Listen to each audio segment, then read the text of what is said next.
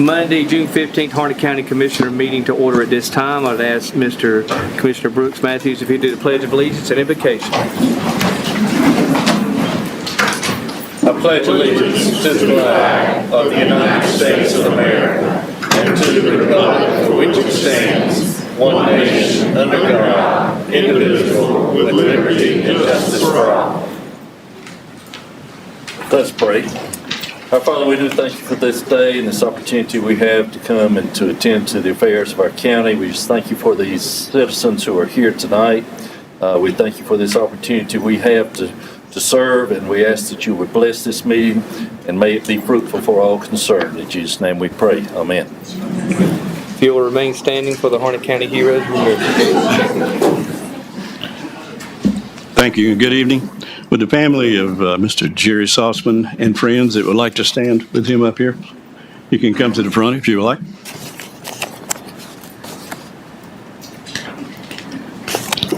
There you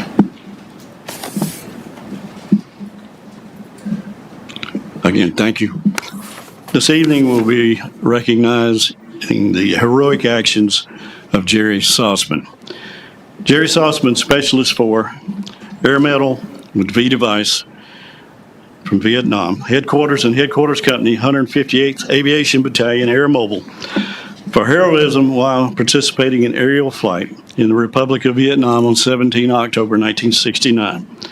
Specialist Sossman distinguished himself while serving as a gunner on a UH-1H lift helicopter engaged in an emergency extraction of a Special Forces team near the demilitarized zone in Republic of Vietnam. As a Specialist, Sossman's helicopter came to high hover over a tree hilltop, received enemy small arms fire. Displaying coolness under fire, he gave suppressive cover while lowering the extraction ropes. His calm, concise reports of the progress of the pickup were a great aid to the pilot. Through his courage and determination, he contributed measurably to the success of this mission.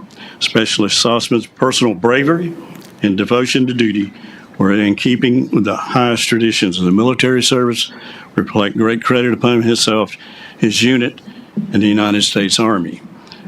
Jerry Sossman, Specialist 4, Air Medal with V device for valor, 1st Oak Leaf Cluster, Headquarters and Headquarters Company, 158th Aviation Battalion, Air Mobile, for heroism while participating in aerial flight in the Republic of Vietnam on 26 October 1969.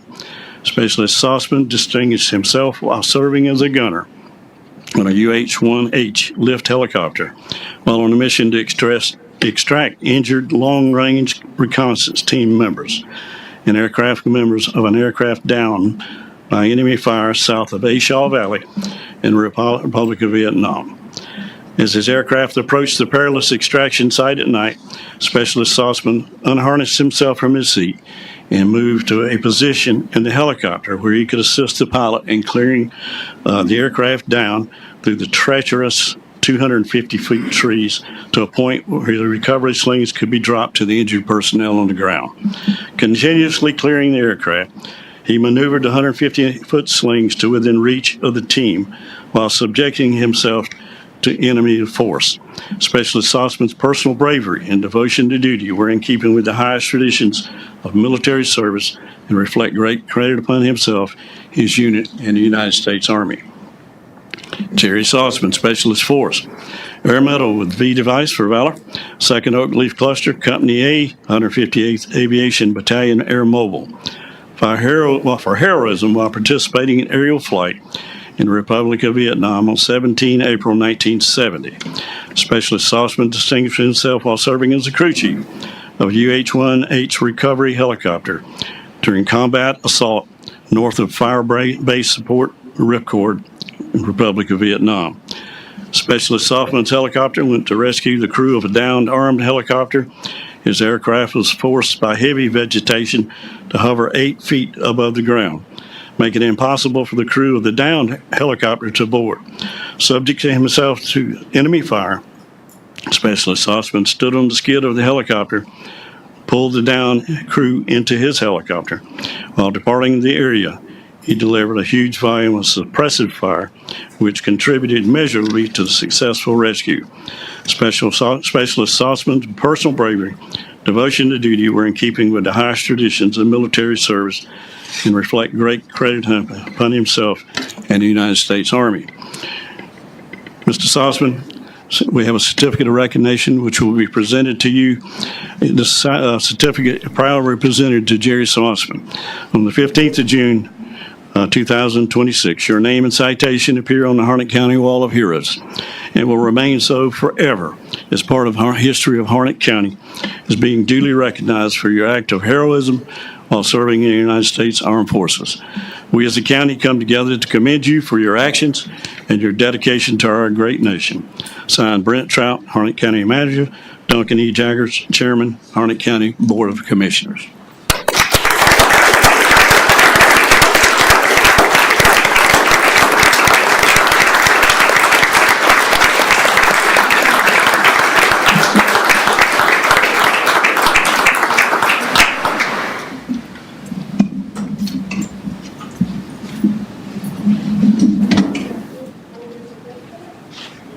Last time I pulled on that, it came up.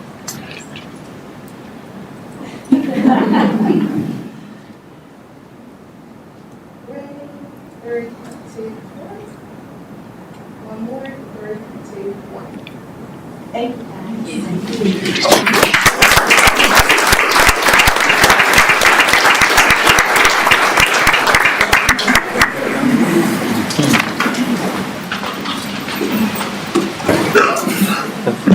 Yeah. That's a hero right there.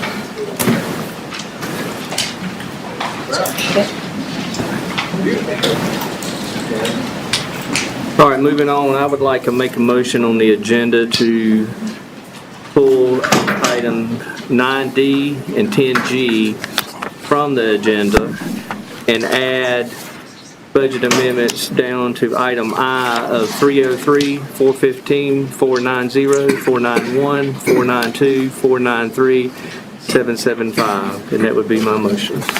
Second. Motion and a second. Any further discussion to amend the agenda? All in favor to amend the agenda, say aye. Aye. Motion carries. Now to approve the agenda as amended.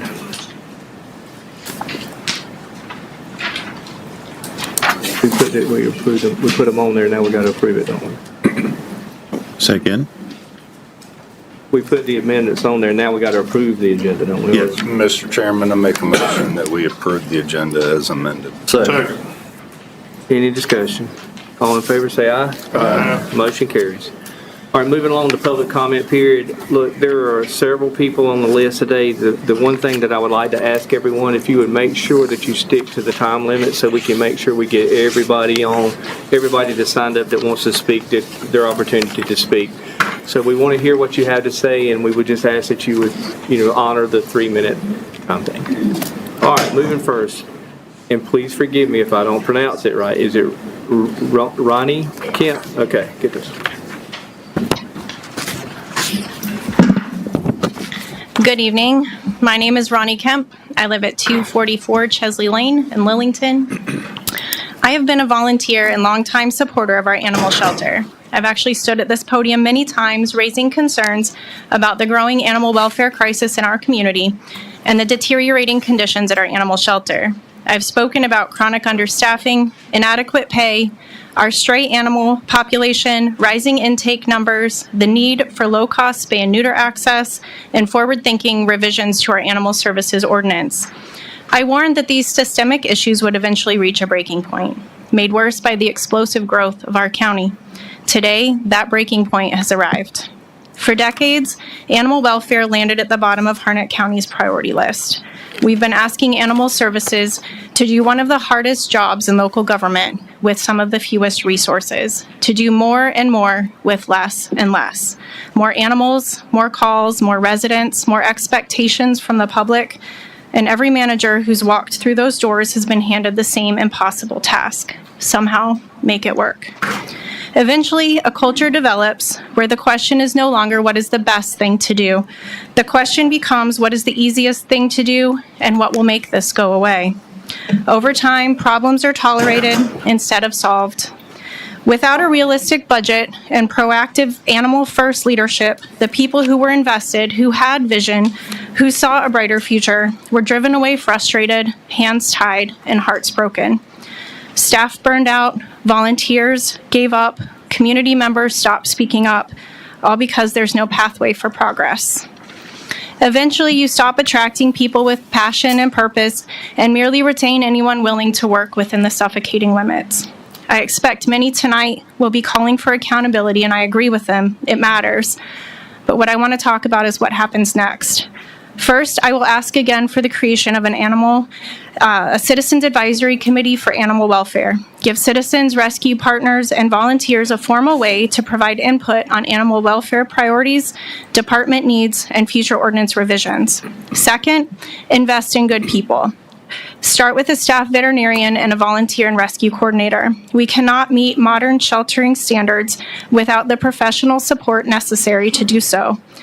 After the recent report, we may hear a lot of people claiming they didn't know. They should have. As directors, it's their job to know and uphold the values of stewardship, integrity, and respect, just like it's your job to care about the people and animals affected by the decisions made in this room. So tonight, I'm asking you to do more than react. Create the Citizens Advisory Committee, conduct an honest needs assessment of the shelter, and ask tougher questions. And finally, measure leadership by higher standards, not by how quickly problems disappear, but by transparency and the courage to ask for what it truly takes to run this shelter, both ethically and effectively. Because character is revealed when no one is watching, and leadership is revealed when doing the right thing isn't easy. Thank you for your time.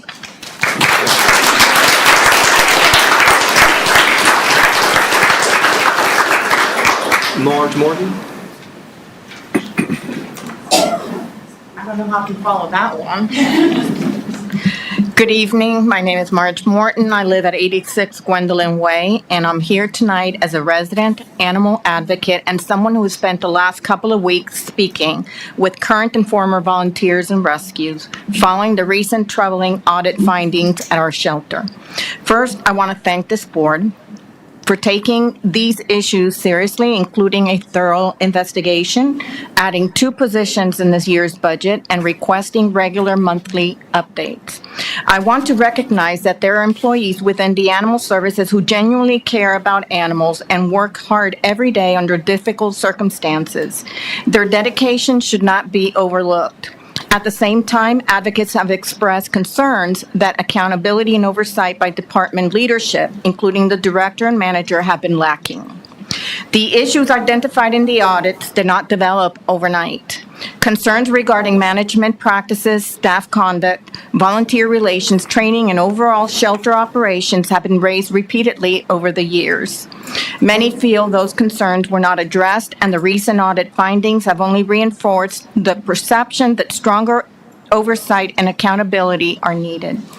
The findings involving animal sedation, euthanasia procedures, record keeping, and compliance with state animal welfare laws are especially troubling. These are not simply documentation errors. They involve the humane treatment of animals entrusted to the county's care. The audit also identified concerns involving the logging and administration of adequate sedation medications. These are tightly regulated controlled substances that require accurate tracking and accountability. When records are incomplete or procedures are not followed, serious questions are created that deserve a thorough review. As we prepare to open a new adoption center, I respectfully ask the board to place strong emphasis on leadership, supervision, and training. Buildings alone do not create successful shelters. Leadership, culture, accountability, and proper oversight do. I also ask the board to consider establishing an active animal services advisory committee made up of volunteers, rescues, maybe a vet, and animal advocates. This committee could provide valuable feedback, increase transparency, and help identify concerns before they become a larger problem. Many advocates remain skeptical that meaningful change will occur because of concerns similar to these have been raised over the years, yet they often felt the support, resources, and action needed to address them never fully materialized. Personally, I have faith that this board will prove them wrong by ensuring accountability, making the necessary changes, and building an animal services department that both the community and its employees can be proud of. Thank you.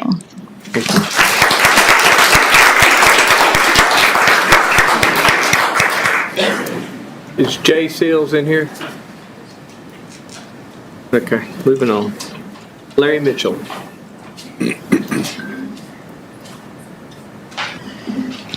County Commissioners, County Manager, I'm Larry Mitchell. I live at 478 Century Drive in Cameron. I live in the Lexington Plantation. I'd like to first start off with to thank the Sheriff's Office for their deputies that arrived 2 a.m. on Saturday morning. I do neighborhood watch, and we had youngsters on bicycles, no lights, checking cars while people were sleeping. When I called the 911 center, the deputies were there in less than 5 minutes. So I'd like to applaud the Sheriff's Office. Thank you. The second one is there's a team of 5 in the county. They're county employees that do a service for all of us in this room. They serve proudly, and they also work in the health department. I'd like to thank the Director Johnson for her help in educating me on the proper food sanitation in our county. As you know, we have a lot of problems with the economy, and a lot of restaurants are taking shortcuts. Thus, food safety is a problem. So the Food, Lodging, and Institution section has a team of 5. They're out there inspecting these restaurants. So I'd like to thank them. A lot of people don't know we have them. They run a database on harnet.org. Everyone in here should look at that. When you walk into a restaurant and you see a sanitation score, what does that mean? If you go to this database, it'll tell you. Not every restaurant's the same. So if you get 100%, they still have some deficiencies, but they recovered while they were there. If you can center it down to the location where you live, I live in Cameron, there's 639 items that they posted. This database is a living database. They update it constantly. So I'd like to thank the Health Department for their service. Thank you.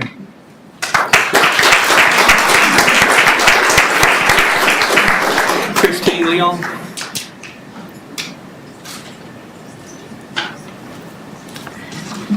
My name is Christine Leone. I live at 1306 Rollins Mill Road. I have helped the Harnett County Animal Shelter as a volunteer for 15 years. To say I am deeply saddened, disappointed, and extremely concerned regarding the recent Department of Agriculture inspection findings is an understatement. Findings, March 24th, 2026. Deficiencies in methods of euthanasia and documentation were found. So what do we know from this finding? On March 24th, 2026, we have documented confirmation via this report that leadership was made aware of the findings, and also per the report, were reminded at that time that intracardiac injection is used for the extreme cases and needed documented justification for this method of administration.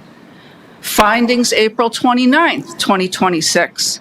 This report reveals the same deficiencies were found and clearly not corrected, now involving 42 dogs.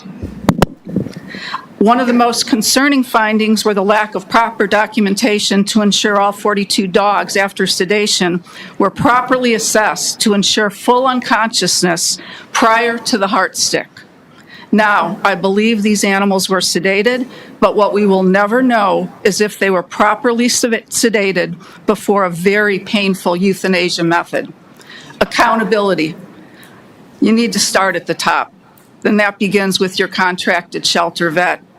I am aware this individual is responsible for training all of the staff and also certifying them to hold a license to be a certified euthanasia technician.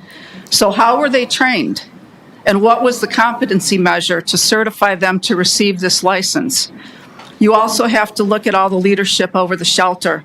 I would hope, especially at the higher levels, it would have been the responsibility of those in a supervisory position to ensure state regulations are being followed for every aspect of animal sheltering and euthanasia. Why was this not done? Suggestions for action and improvement. I recommend you consult the NC State Veterinary School or the University of Florida Shelter Medicine Program in Gainesville, Florida, to come and do a thorough review of all shelter operations to ensure deficiencies are addressed and successes are recognized. Some of these institutions actually do these assessments for free. Second, perform an internal investigation as to where the failures began. There has to be accountability for these failures. Lastly, I end with a special concern during the retraining of the staff that is ongoing at this time. I've been made aware that there is no sedation prior to IV euthanasia unless the animal meets certain criteria. This is allowed by the state, I am told. For God's sakes, per your own admission via a county statement, you confirm all animals are being sedated prior to euthanasia. Please continue this practice as you have already been doing it. I'm sorry, I have one last thing, I'm over. It is the final act of compassion we are giving these unwanted, lost souls that are facing euthanasia. Be compassionate to the end, and for God's sakes, be humane.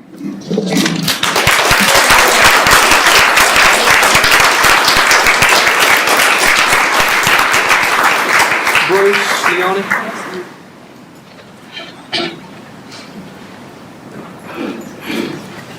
Thank you. My name is Bruce Leone. I'm a retired anesthesiologist. I worked for 10 years and helped develop at Duke University Medical Center and helped develop the Duke Heart Center. I've also worked for 25 years at the Mayo Clinic. I was also the chair of the Duke University Animal Care and Use Committee, which is responsible for all animals' welfare and care on Duke University campus. It is appalling that a barbaric, virtually medieval method of intracardiac injection euthanasia is being used routinely at the Harnett County Animal Shelter, even though it is approved by the state as a, quote, last resort method of ending an animal's life. The lack of proper documentation for using this method, including proper documentation of animals being unable to feel pain after sedation, is very disturbing. The state inspected the shelter in March of this year, as my wife said, and found these deficiencies, tasking the county to correct these problems. The shelter did not correct these issues by the time of the follow-up inspection in April. Whether this is due to a lack of training, a lack of knowledge, a lack of supervision, or all of the above, this cost the taxpayers of Harnett County almost $20,000 in fines to be paid for the state. It is high time for the county to investigate these lapses and determine a course of action to correct this behavior. Simply attributing this to system problems or increasing funding does not solve these issues. Using the same system to correct these problems will not result in different outcomes. It will only perpetuate the same mistakes in performance that resulted in deficient inspections and fines for the county. Significant changes must be made, beginning with the examination of the training of shelter personnel, careful consideration of leadership and management responsibilities and effectiveness, and investigation into the oversight of the shelter by veterinary staff. An external audit, preferably by an organization or agency outside of the state to render a totally objective audit, is a necessity if we are to move forward with state-approved and more humane methods of treating our animals. Thank you for your attention.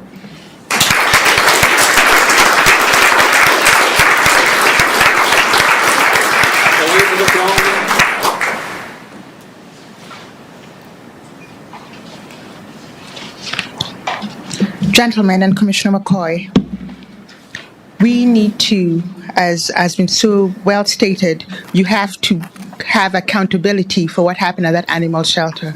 Don't crucify those who are there now for something that started long before any of you were commissioner.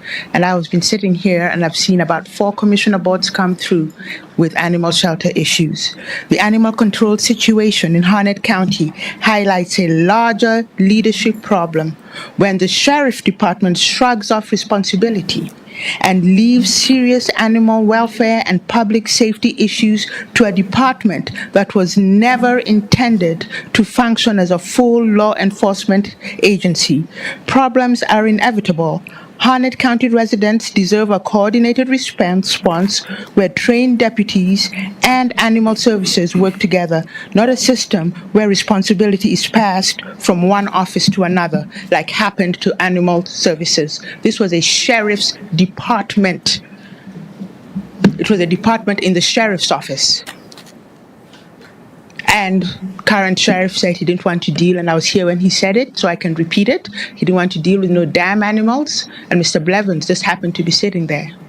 Nobody looked at what transfer meant, and once the responsibility was transferred, nobody ever went back to check, was the money transferred? Remember, the Harnett County Sheriff's Department has the lion's share of the county budget, has a history. I mean, not this 26-27 budget, it's education finally, and Sheriff's Department is number 2. But that Sheriff's Department had the lion's share of the county budget all these years. Did they relinquish any of that back to Mr. Blevins, or was Mr. Blevins forced to come and beg for more crumbs to manage a department he was never trained to have? I would like to say that, hold on, let me pull it up. When we search and we look and we see that the responsibility was in that sheriff's department. Yes, it was a leadership issue. It has been a leadership issue the whole time. No one ever took leadership again. Nobody knew what the protocols were. Nobody knew anything. Everyone just showed up for work and hoped to make it home the next day. I ask you to go back and see where that left, where the sheriff's department did not train the ongoing staff. Was it Sheriff's Department staff that continued? Because I know animal control, even though they share a lot, do not share responsibilities. Animal control will let you know real quick that no, we have been told we have nothing to do with the shelter. They are very knowledgeable people in animal control, but animal control stayed with the Sheriff's Department. But the shelter was pushed off. And now we're here with a bunch of people figuring out what the rule was. As of June 6, 2026, the state still thought the Sheriff's Department was the one running that shelter, according to what searches and reports rendered. So at some point, there has to be a reckoning on how that power was transferred.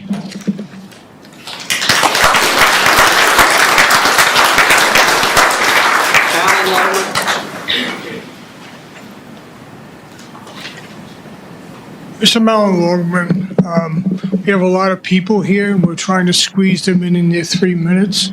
It would be nice to extend the time from 30 minutes to 45 minutes so everyone could be heard. You did say you want to hear everybody. The county is getting bigger, and there are a lot of issues in which people want to address, so I'd like to see it increased.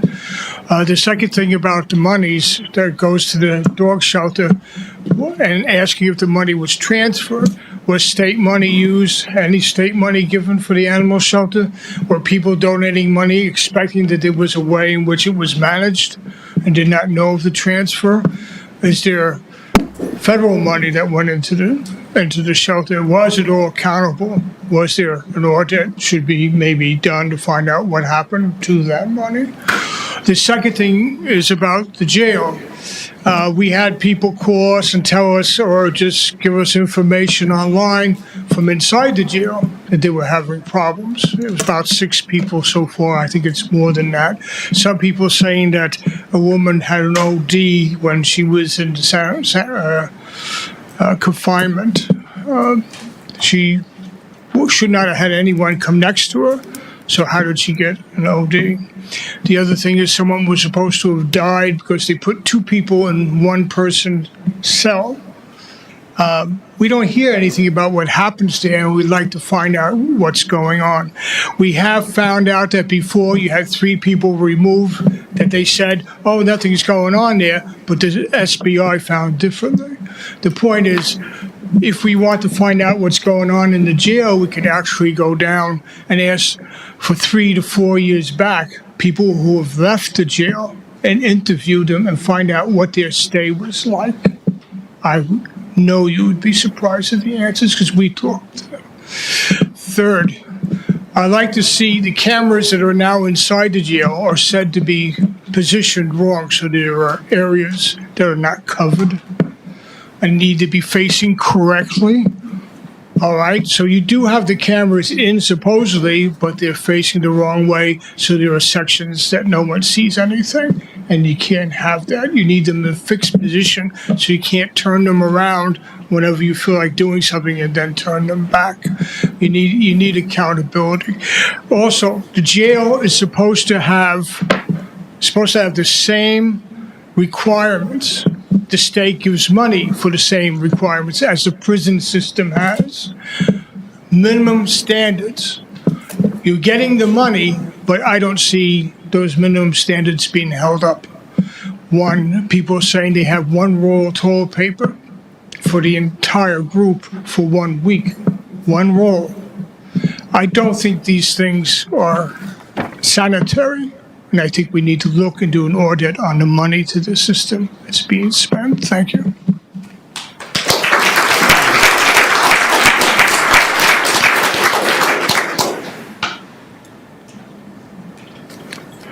Bettina Pulliam, Bettina.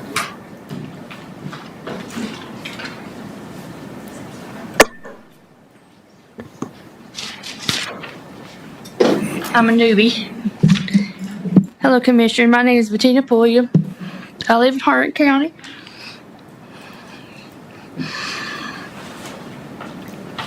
I live near the Campbell Pollinaire River Park.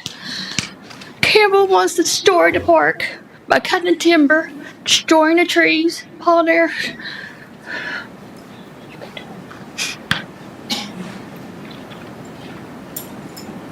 Go ahead, your time's running.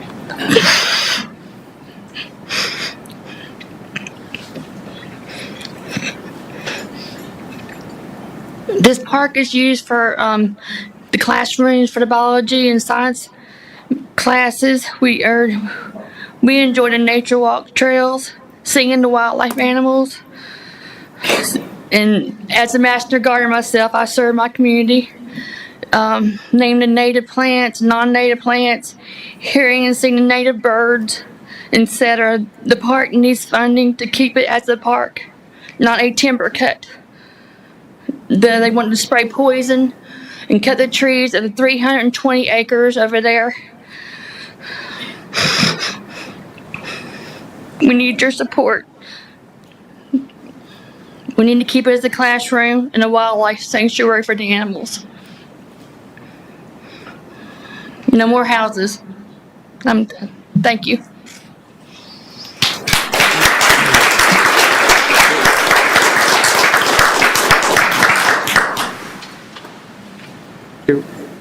Where was she talking about at? I didn't understand. Did you get that?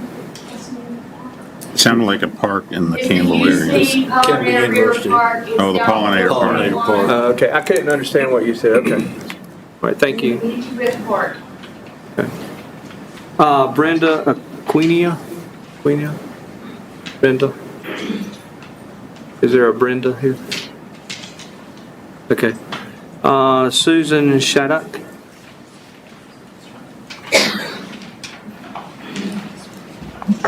Thank you. I appreciate the opportunity to address you. I'm Susan Shattuck, 114 Carey Street in Coates. I'm a concerned citizen, and I'm a board member and founder of one of the only 2 rescues that pulls cats from the shelter. I've been pulling cats from the shelter for 14 years. I fully support the creation of a Citizens Advisory Committee, and I'm adamantly opposed to any kind of euthanasia that does not involve sedation. Historically, issues involving the shelter have been given very low priority. It's unfortunate that the county has seemed reluctant to take action on behalf of the animals unless there's catastrophe or press coverage. I'm happy to give anyone information about the 59 cats that were euthanized several years ago because of the lack of medical attention. While it's wonderful that there's going to be a new shelter, that is a necessity given the population explosion. Routinely, requests for resources for the shelter are denied. Though I appreciate that 2 new staff members will be added, more will be needed, but additional staffing requests usually are denied. Training for existing staff usually is denied if there's any fee involved. Certainly, lack of funding is an issue, but training would have cost far less than $20,000 and might have prompted staff to question what they were being required to do. The shelter is so inadequately funded that recently a citizen had to buy a washer and dryer because the county would not fund it. 2 recent shelter managers resigned, both out of frustration at the refusal of the county to fund even basic training and improvements. Other issues are involved in the recent debacle besides the lack of documentation. Why was the shelter staff routinely using intracardiac injection, commonly known as heart sticking, when it is recommended for use only in rare circumstances? Who made that decision and why? Who approved it? Who knew about it? How many animals have been euthanized by heart sticking since the decision was made to utilize this method? And why didn't whoever was supervising put a stop to that? The shelter animals deserve a supervising veterinarian who's well-versed in the newest philosophies and practices and who has demonstrably unassailable ethical and professional standards and who will actually supervise shelter activities. Finally, please see that the shelter staff is educated about cats. Imagine you're a terrified cat or kitten and you find yourself in an unfriendly, unpleasant atmosphere. You are going to hiss, and the staff has been told that a cat that hisses is feral and must be euthanized and can't be handled. That is not true. That is not the definition of a feral cat. Staff needs to be educated about cats because right now they're told that they must euthanize these cats and they are afraid of the cats because they hiss. I know of 2 recently that were labeled feral and slated for death, one of which was 13 years old and an owner surrendered. One was a mother kitten with babies that were also supposed to be killed. Neither one of those cats is feral. They're all very friendly, even the kittens, even though they might hiss from time to time. The staff doesn't know enough about cats, and they need to know. I thank you very much for your time.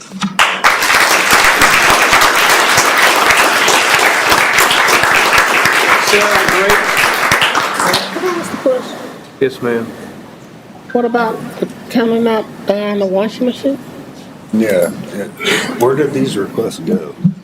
Second. Who received these Washing requests? machine requests. Not aware. Do you know anything about that? No, I don't. So if I may, Yes, ma'am. so if the department needs something, they put in a requisition and it gets approved and it comes to us for approval. And then they have the authorization to purchase. So I'm not aware of any.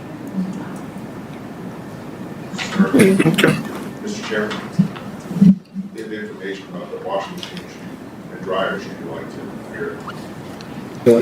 Yeah, continue with the comment. We'll get that when we get it. Okay. Yes, ma'am. Go ahead. Hello, my name is Sarah Drake, and I'm a registered nurse by profession. My address is 457 Sherrill Farm Drive. For the past 3 years, I have been one of very few dedicated volunteers at the Harney County Animal Shelter. As both a volunteer and a financial contributor, I understand that the shelter's budget and overall success are directly impacted by how it is managed and operated. While there have been positive strides towards improvement, it often feels as though we take 2 steps forward and 1 step back. New initiatives are introduced, implemented successfully for a short period, and then gradually lose momentum. The inconsistency is discouraging for those of us to invest significant time and money into supporting a shelter. Several statements made during last Monday's meeting did not fully reflect the reality that volunteers experience. While social media is utilized, volunteer-generated content is rarely used. Unfortunately, volunteer-made resources are only used briefly before being abandoned. I personally spend countless hours photographing, filming, and editing. Much of this content ultimately ends up being posted through volunteer-run social media accounts because it is not consistently incorporated into the shelter's outreach program. As volunteers, we often feel undervalued and underutilized. Additionally, volunteer training programs referenced during the meeting have not been implemented in the manner described. We have never been trained or even asked to assist with dog kennel cleaning. Instead, volunteers were instructed that our primary role was to provide enrichment and generate content to help increase adoptions and community engagement, which is not even utilized. Another significant concern is compliance with spay and neuter requirements. During our volunteer work, we have encountered numerous adopters whose animals remain unaltered. While sterilization has been identified as a critical strategy for reducing shelter intake and euthanasia rates, the current process does not appear to include sufficient follow-up, accountability, or enforcement. Financial contributors may be concerned if they become aware of these circumstances. If reducing overpopulation is truly a priority, then these preventative measures need to be treated as such. I would also like to emphasize the shelter staff are doing the best they can with limited resources. Most citizens cannot fully comprehend the emotional toll of working in an environment where euthanasia occurs regularly, often while facing criticism from the public. Staff members are frequently stretched thin, emotionally exhausted, and tasked with making difficult decisions under challenging circumstances. They need additional resources, support, and training, or expensive mistakes will continue to happen. As a nurse, I witness death and suffering regularly. I understand the emotional burden that comes with repeated exposure to loss. Ultimately, we all share the same goal, improving the outcomes for animals at Harnett County. We are all citizens and advocates. These animals are not inventory or statistics. They are living beings capable of feeling and experiencing both love and suffering. My hope is that the concerns being raised today lead to meaningful, sustainable change, both financially and morally. I sincerely hope that the countless hours invested over the years will result in a better future for the animals who depend on us. Thank you for your time and consideration.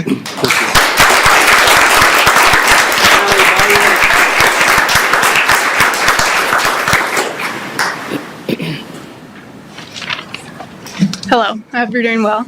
My name is Hallie Bauer. I live at 184 Sawyer Mill Drive in Dunn, and I am a 2027 PharmD candidate at Campbell. And I have been a volunteer at the shelter for the past 3 years, and during that time I've spent hundreds of hours caring for the animals, transporting dogs to rescues, attending adoption events, taking photos and videos to help the animals find homes, advocating for improvements within the shelter.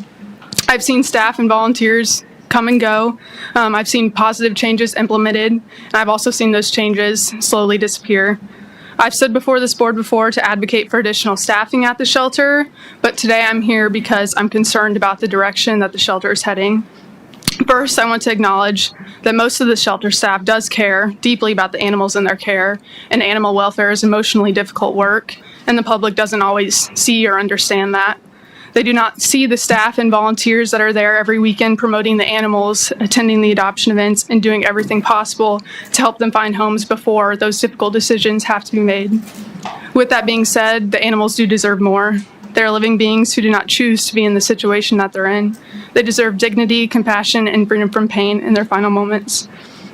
While we cannot control everything, all the challenges facing animal shelters today, we can control how our shelter operates. We can control leadership, we can control staff training, accountability, communication, and how volunteers and visitors to the shelter are treated by the staff. Unfortunately, these are areas where I have seen concerning changes. Under previous leadership, there was stronger community engagement, more adoption events, and greater volunteer involvement. Volunteers felt included, appreciated, and heard. There was a clear effort to strengthen the relationship between the shelter and the community. Over the years, I've offered ideas to increase adoptions and improve community engagement. These were implemented and had a positive impact, but most of them did not last. I also spent considerable time with another volunteer creating a detailed document for ideas for the new shelter and shared it with the shelter leadership. And unfortunately, that document was never even acknowledged. Experiences like these make it difficult for volunteers to feel valued and heard. Despite these frustrations, I continue to show up because the animals still deserve advocates. My request to this board is simple: focus on the things that we can control. hold shelter leadership accountable, invest in staff training, and foster a culture that values volunteers, community partnerships, and public engagement. Listen to the people who are dedicating their time and energy to help the shelter succeed. The animals, staff, volunteers, and citizens of this county deserve a shelter that is committed to continuous improvement. I believe we can get there, but it will require leadership that's willing to listen, collaborate, and make meaningful changes. Thank you for your time, and I appreciate your help.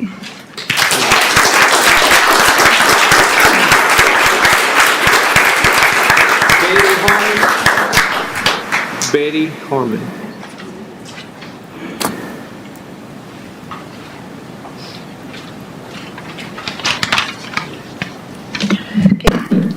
Betty Harmon, 118 Benton Place Drive in Angier. Okay, good evening. I am not here to complain about the recent state report on the county animal shelter nor its staff, so I'm not a veterinarian, an expert on shelter manager, or euthanasia. But I do know that proper paperwork is required regarding this, and I'm not aware of that. I am here to support the shelter and the hardworking staff, although I do want an in-depth report on this current situation. I'm requesting a non-biased and thorough post-mortem on what occurred and what needs to change to make sure it does not happen again. Should that report show that one or more employees are responsible, those poor employees need to be held accountable under county employment guidelines along with codified and administrative state law. In no way should the entire shelter and all of the staff be held responsible for the actions of a few. In a perfect world, we would not need shelters, but our world and our county are not perfect. So we have shelter workers who literally take the living discards from our residents on a daily basis. Now, our shelter has progressed during the 25 plus years that I've lived in the county. When I moved here, all remaining animals were euthanized on Wednesday to make room for the incoming for the next week. Bully breeds were not adopted out, and pets were adopted out without being spayed or neutered. We no longer do much of that, thanks to the progressive and caring manager of the shelter that we have had in the past. We now even allow volunteers in to assist, and we have a Friends of the Shelter group. The shelter now requires all animals to be spayed or neutered for adoption, which I'm hearing is not being followed up on. But bully breeds are no longer immediately put down, and cats and kittens are available at Petco and Dunn. The county itself has been on the right track in supporting the shelter and the animals. The shelter budget has doubled in the past few years, and a new shelter's in the works. This cannot come soon enough, especially since the intakes increase yearly. And it's my understanding that this year alone, intake has increased by 22%, and it's only the end of the first half of the year. That being said, the community is also culpable in this situation and the increase in intakes. We, rescuers, shelter personnel, and concerned citizens need to work to understand the reasons behind the continued increase in surrendered pets. We need to make sure that we are not seeing any frequent flyers continuously surrendering litters of puppies and kittens. A citizens advocacy group would greatly assist in this and help to continue in the county continue to grow. Thank you.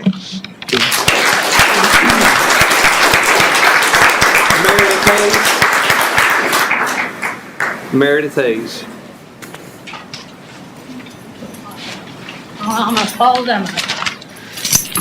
All right.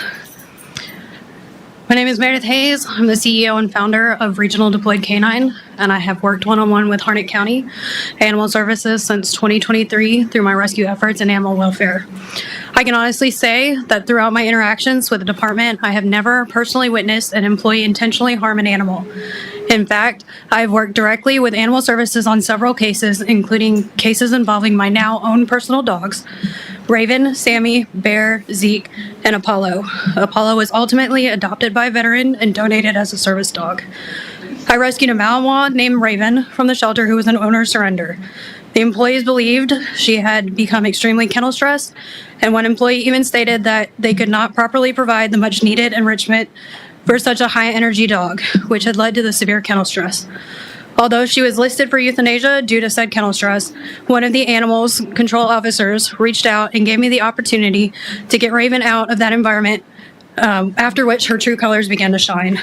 My point being, even when personnel were unable to provide a suitable environment for such a high-energy dog, they saw an external source, i.e. my rescue, for a good outcome.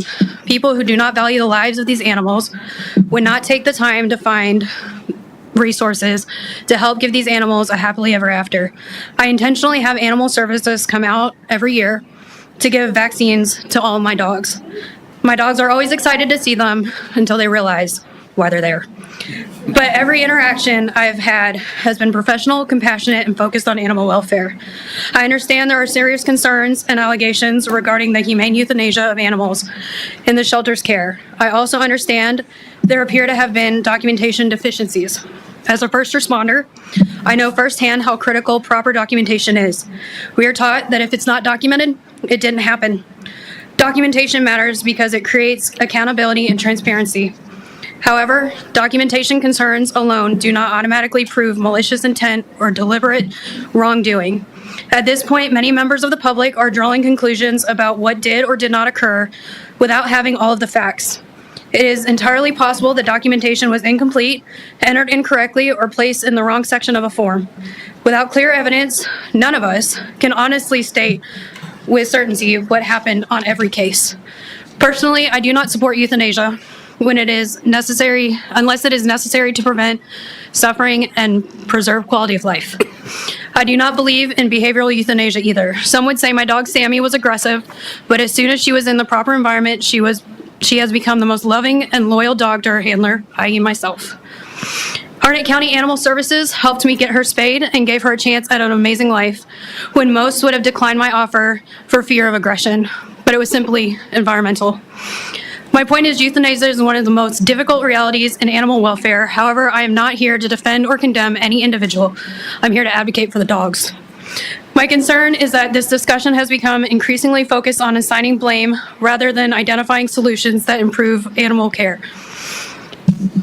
Rather than creating an environment of anger and division, I encourage everyone to involved to focus on constructive improvements. If there are deficiencies in training, provide the proper training.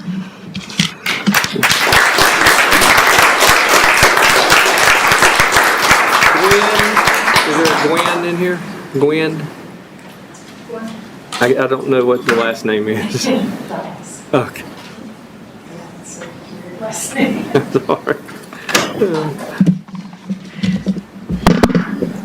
Move this down for short people. Gwendolyn Glotnes, 80 Starlight Drive, Lillington. I have worked at 3 shelters, and I've been in the rescue community for 50 years. I'm here to address the issues concerning the past aggressive euthanasia procedures known as the IC euthanasia, injecting the heart, causing extreme pain and a heart attack. In my opinion, the manager, who's basically on paid vacation right now, was aware and instructed the staff to pre-write notes saying blood pressure on animals was low to avoid documentation of this practice and falsify the records. Incorrect amounts of euthanasia drugs were also given to cats. It's bad enough that adoptable animals are being put down for space and being scared in this country. Dogs, puppies, and cats, let alone this technique. Of course, they're scared. They're caught with a catch pull. They're thrown in a vehicle. They're thrown in a kennel. It's loud. It's crowded. There's hardly any socialization and not much enrichment. A shelter's role is to provide and protect vulnerable animals, reunite them with their owners, and honor rescue commitments and partnerships. Significant challenges hinder this to give the care that they deserve. The Harnett budget is $187 million. There hasn't been much for shelter improvements in 2025. $300,000 was allocated for land purchase for the new shelter, which a completion date was set for 2027. I'm wondering what happened there. I haven't seen anything really. I know some site developments happened, but property taxes were $94,000 last year, and they're rising with all the new developments that are happening in Harnett County. 3 out of 5 families have pets. Where is the new shelter? What is going on with it?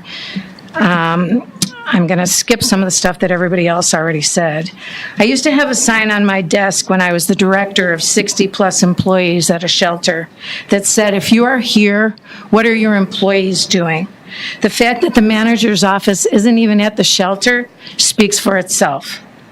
I urgently request moving forward expeditiously for the new shelter, experienced staff, trained, and a commitment from you, the commissioners, to show some compassion, responsibility to the people and the animals of Harnett County.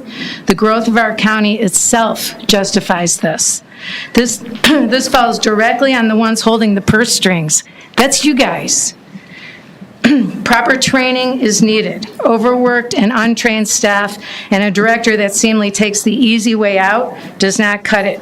Putting him on paid leaves does not equate with the abuse that he's being accused of. It's time to restore the public trust in our shelter system. I do want to say that every time I've gone to the shelter with my rescue for dogs or whatever, I have been treated properly and I've been treated nicely. And I thank you for your time. Thank you.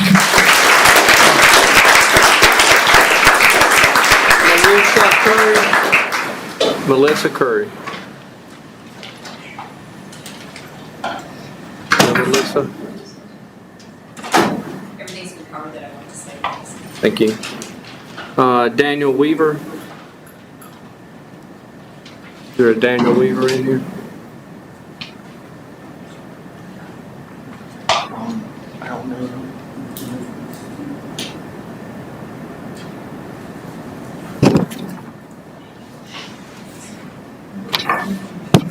Thank you.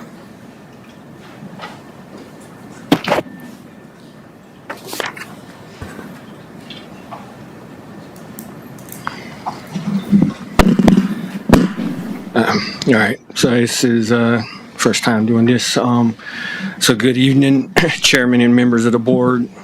My name's Daniel Weaver. I reside in Mamers, North Carolina, 332 Boone Trail Drive.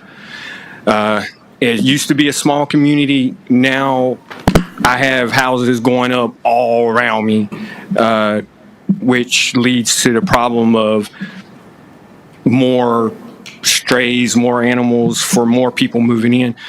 But I'm here tonight during this session to urge this board to prioritize critical resource allocations and funding for the Harnett County Animal Services in the budget.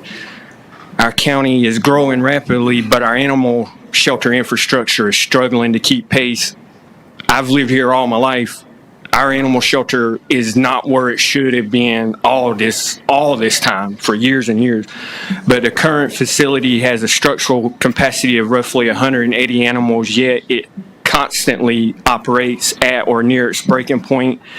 As an open intake municipal shelter, our staff is legally required to accept any animal that comes in. This severe ongoing overcrowding is no longer just an animal welfare issue, it's an operational hazard, as can be seen in the cutting of corners. It is also a matter of public safety. When a facility is chronically over a capacity, the risk of disease transmission skyrockets, staff burnout and turnover increase, and the county's ability to safely intake dangerous or stray animals from neighborhoods is severely restricted. This directly impacts the safety of our communities. But I do want to commend the board for taking steps toward the plan of building a new facility. It's a great vision. However, that's all it is a vision. At this time, a vision requires aggressive, locked-in funding to survive rising construction costs and inflation. And you can't afford to let this project stall or be underfunded. A budget is a direct reflection of a county's priorities, and humanely managing our growing domestic animal population must be a priority. Investing fully in a modern, well-resourced animal control and shelter system brings tangible return to our county. It boosts civic pride, empowers our vital local foster networks, increases adoption rates, and ultimately lowers long-term municipal liability and costs. And as you finalize the upcoming budget, I ask that you explicitly allocate resources necessary to fully fund our animal shelter operations and accelerate the construction of the new facility.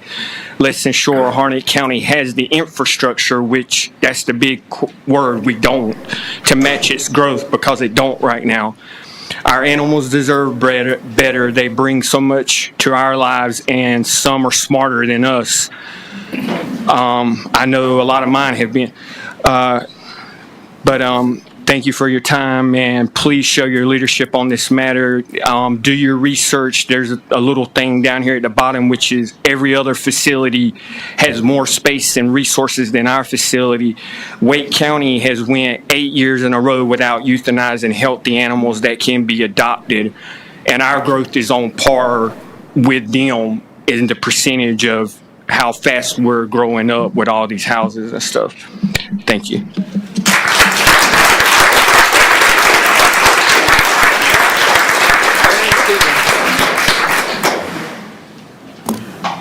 Good evening, Harnett County. How y'all doing?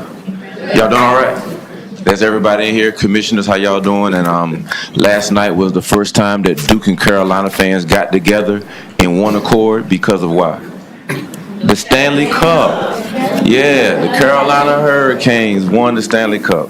And I'm all about unity, so it felt good for the first time in 20 years for Carolina Duke fans to be on the same page.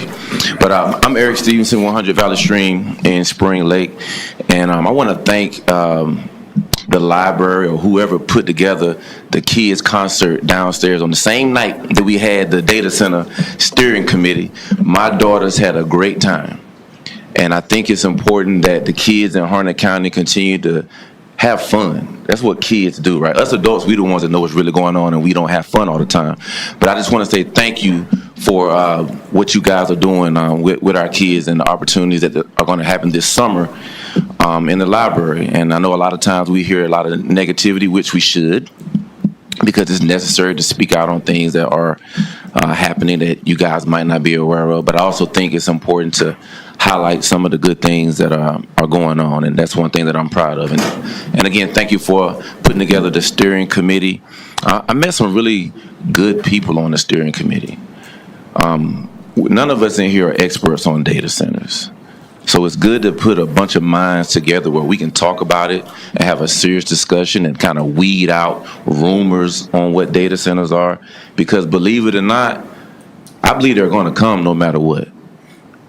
I believe they're coming no matter what as technology advances. So what we need to do, we need to be the most educated population on data centers. What type of data centers should we have? So I want to thank you for putting that steering committee together. And I just quickly wanted to just follow up on the local bill that we sent up to the NC legislature. I just kind of wanted to see if you guys could give the public a public update, maybe add it to the agenda to see where it is. Is it held up in a committee? And if it is held up in a committee, please let us know that person's name so we can go to Raleigh and visit said person and push that local bill back down to Harnett County, because again, I think it's important that any local bill that we send up, that we get feedback on whether it's going to be approved or not. And that's really all I have this evening. Have a great evening, and I'm looking forward to the budget discussion. And go Hurricanes and go Harnett County.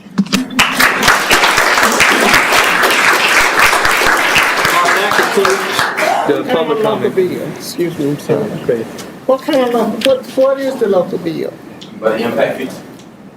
Impact fee? Yes, ma'am. Okay, but Yeah. you gotta tell us what you're talking about. Well, we've only sent out one local bill, right? That's it. Yeah, okay, I'm sorry. Yeah, impact fee, local bill. Impact fee. My apologies. They've been sitting them up for years, son. Well, I have a question, Mr. Chairman. Yes, sir. So, lady had mentioned that there are animals that are leaving the adoptions without being spayed or neutered. I thought we addressed that 4 years ago, said that was not what happened there. I mean, was that not something that we've already addressed? Said that will not happen? It is. I'm very against that veterinarian. Everyone that comes in there anyway, spayed and neutered, responsible. That's what we do. I can follow from that. Thank you. All right, moving on to the consent agenda. Mr. Chairman, I'll make a motion we approve the consent agenda. Motion is second. All in favor, say aye. Aye. Motion carries. Item 7, public hearing on proposed resolution of the Harnett County Board of Commissioners to relocate boundary lines between adjoining fire protection service districts.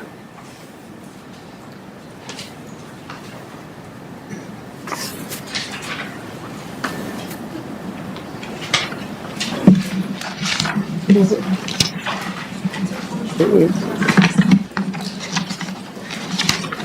evening, Commissioners. We're requesting your approval to relocate the Fire Protection Service District lines along Kirk Adams Road, which affects 3 parcels.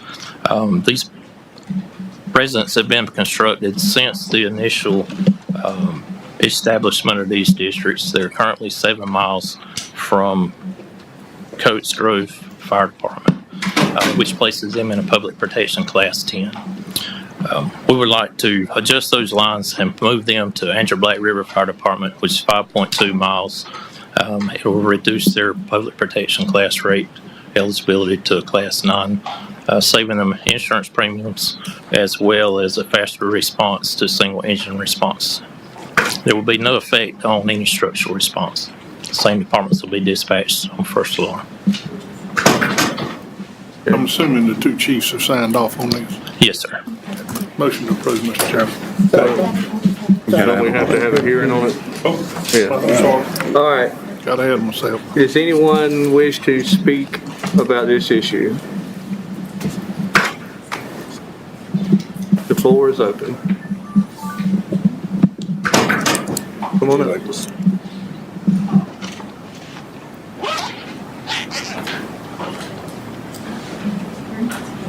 On the fire district? Yes, ma'am. It's a fire. Anything about the fire? Anybody wish to speak about the fire? All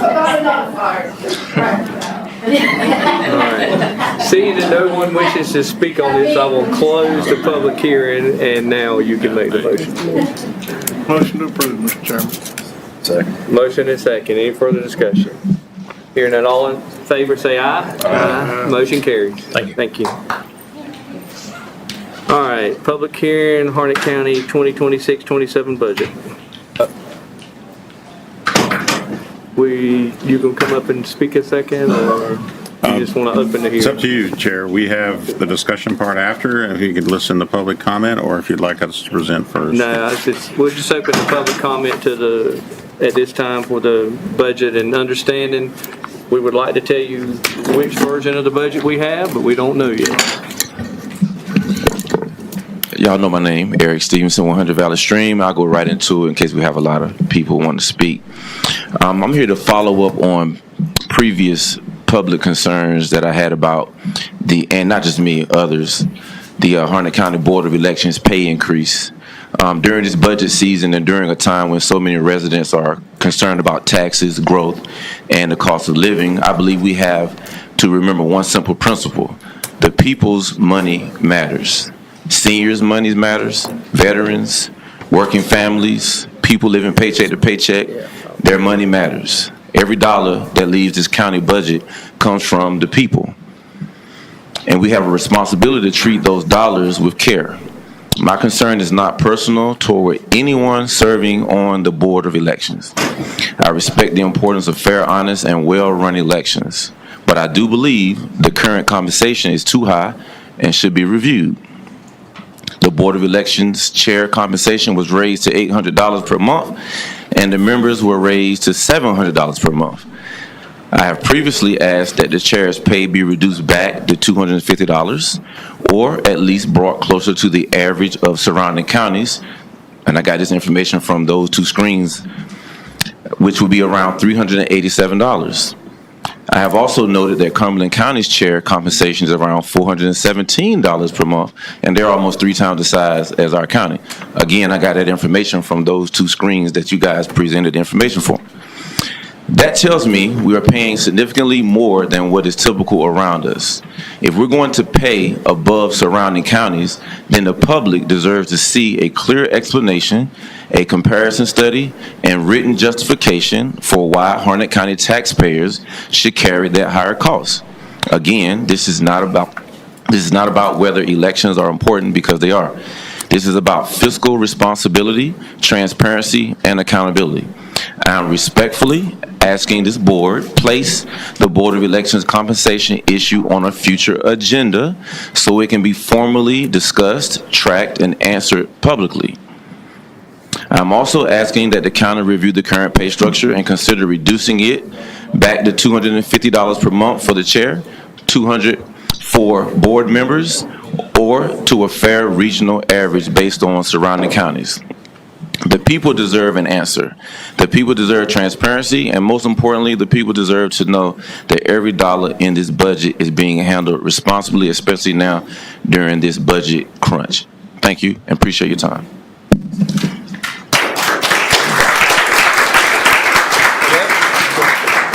Coming up.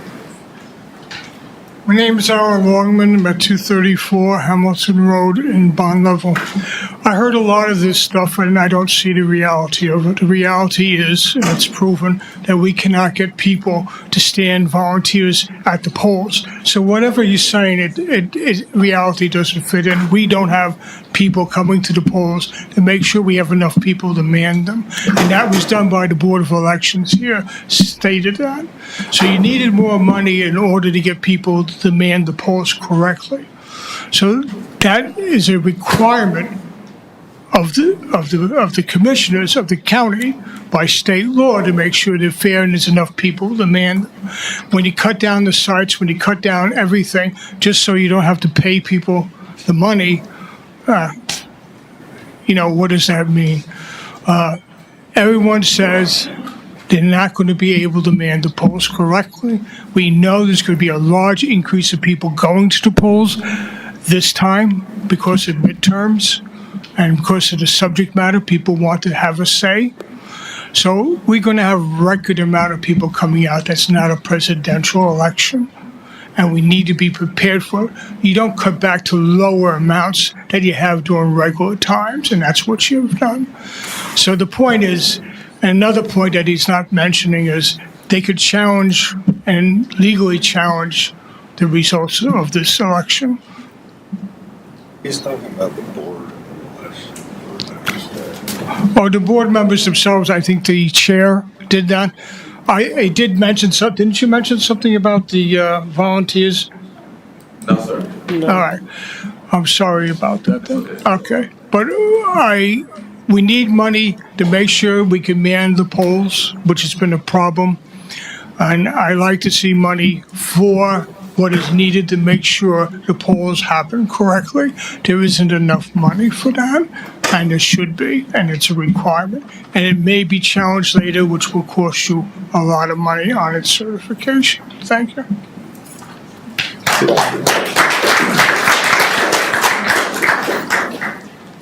My name is Kim Loving. I live in Cameron, about a mile from the Moore County line.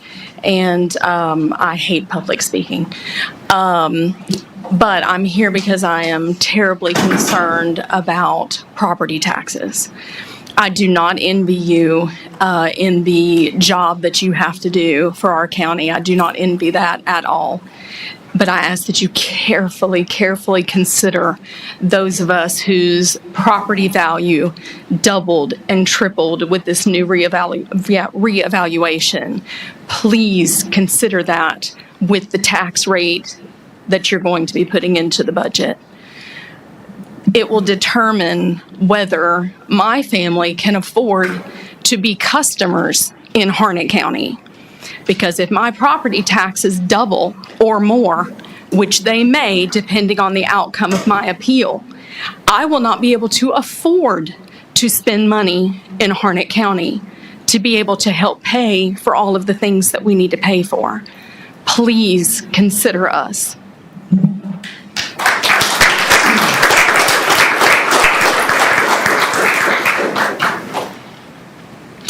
Elizabeth Longman, we're hearing Harnett County residents asking these commissioners again, let's help things cost less. Let's help things cost less. The Sheriff's Department has currently cost the taxpayers of Harnett County $7.15 million in fees, legal fees, and settlements going on. Plus, you can even tack on what we just paid for the animal shelter fines. All that is due to poor leadership in a critical department of the sheriff's office. Ladies and gentlemen, we can fix this. We can fix this and make sure our taxpayer money goes to the best best use to the people of Harnett County, to the animals of Harnett County, and to the life of Harnett County. We can help this budget along. I thank the commissioners for prioritizing education. For the first time, education is #1 priority in this county. For the longest time, it was not. I thank you all for that. And I ask us all to consider making sure we show up on that second Tuesday in November and make that one change that will save us at least $7.15 million that we could use to do other things in this county except for cover for what the sheriff's administration failures have done.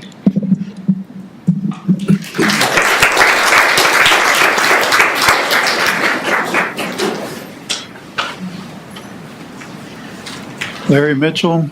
I live in Cameron, 478 Century Drive.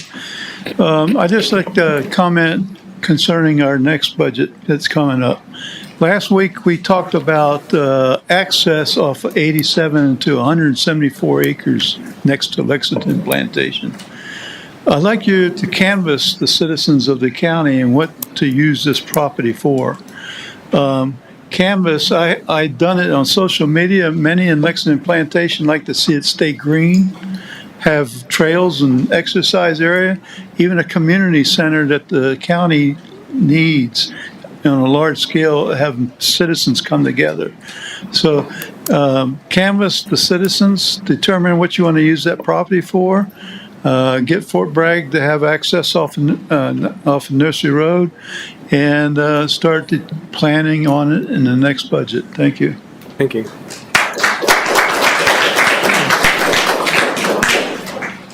I think that you have a lot of wetlands that are flooded, that you can make parks and stuff out of that you can't and should not use for other purposes. I'd like to start seeing that done and find better use and satisfy the needs of the public as far as parks and stuff and wildlife. Thank you. Christine Toby Leone again. I wanted to help with the clarification about the washer and dryer issue for the shelter.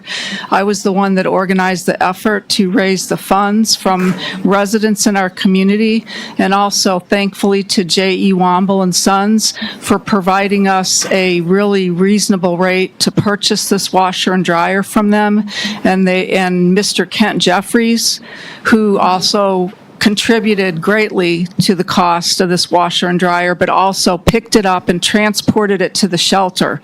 My information regarding the washer and dryer was that I found out the staff was going to a local laundromat to do laundry for the shelter because their unit wasn't working. And when I talked to the shelter director, being Larry Smith, he had informed me that there were no funds in the budget to purchase this item. So I asked him, did he need my help to raise the funds for this unit? And he said that would help, and that I did. And so we raised close to $900. And again, I thank Mr. Womble and Sons for helping us with procuring this unit from them, because they probably gave it to us for half the price. And I was told by Mr. Jeffries that Mr. Womble and his wife are supporters of the shelter, and they were very happy to help in this fashion with the washer and dryer. But that's what I was told, that there were no funds in the budget, and made no sense that the shelter was going to the laundromat to do the laundry, because then you have a staff member off site and you're paying for, it's very expensive to go to a laundromat. The second thing I'll say quickly is, yes, they still are releasing animals out that are not spayed and neutered. What they do at the time of adoption, if the animal has not already been altered by the shelter, is you sign a foster to adopt contract. You're not, Mr. Blevins was incorrect in saying that we had a foster program. The foster program is really the legality of having these animals go out and still be property of the county, so that there's recourse if the adopter is not fulfilling their obligation to spay or neuter the animal. Unfortunately, what I've seen, the follow-up has been terrible. Most I've seen animals listed on Craigslist where they were adopted animals from Harnett. They're posted as such. They got pregnant, never came back to the shelter for their spay or neuter. Shelter certainly had not followed up on them, and these puppies were sold on Craigslist. I made Mr. Smith and Miss Parker, who's acting as the shelter manager, aware of these concerns and also sent them screenshots of the postings of Harnett animals that were being posted as an oops litter after they were adopted from the shelter. There is a plan in place to try to mitigate this from happening, but again, is it resources? Is it laziness? Is it the lack of oversight? Somebody's not doing their job to ensure that the animals that are going out, someone's following a checklist to ensure there's callbacks to bring these animals in for spay and neuter. I'm told by Ms. Parker the rate is about 95% of the animals that are still getting spayed and neutered if they're released unaltered. I have to say I question that from what I see from the public reaching out to me for help when they can't get a spay or neuter appointment through the shelter, or the shelter doesn't return their calls. So I hope that clarifies those two issues. Yes, thank you. Did an investigation on that.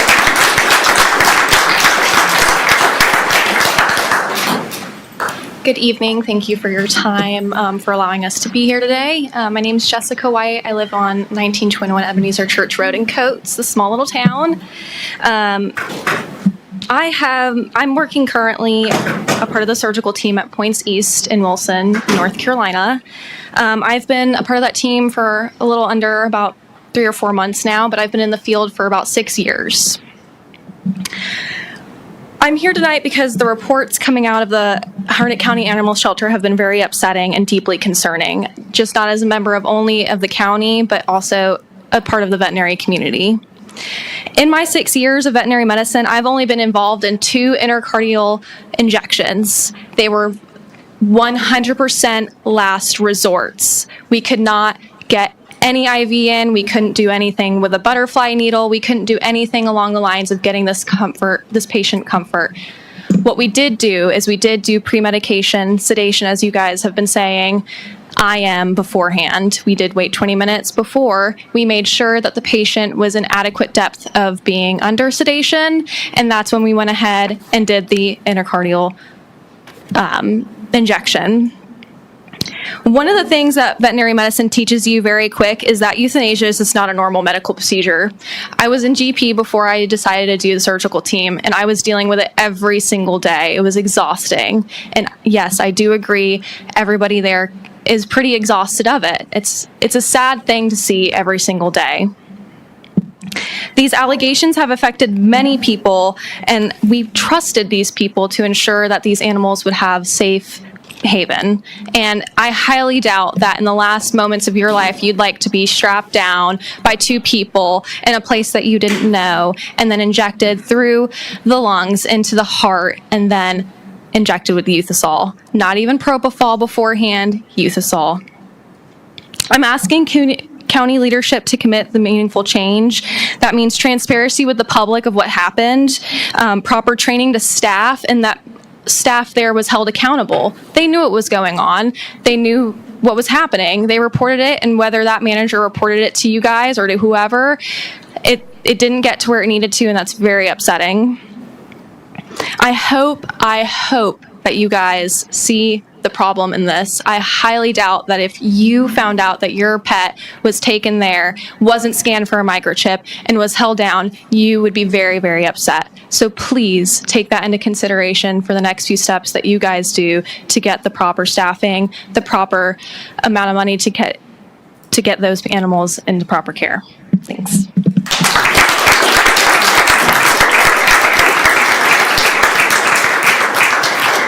Anyone else wish to speak on the budget?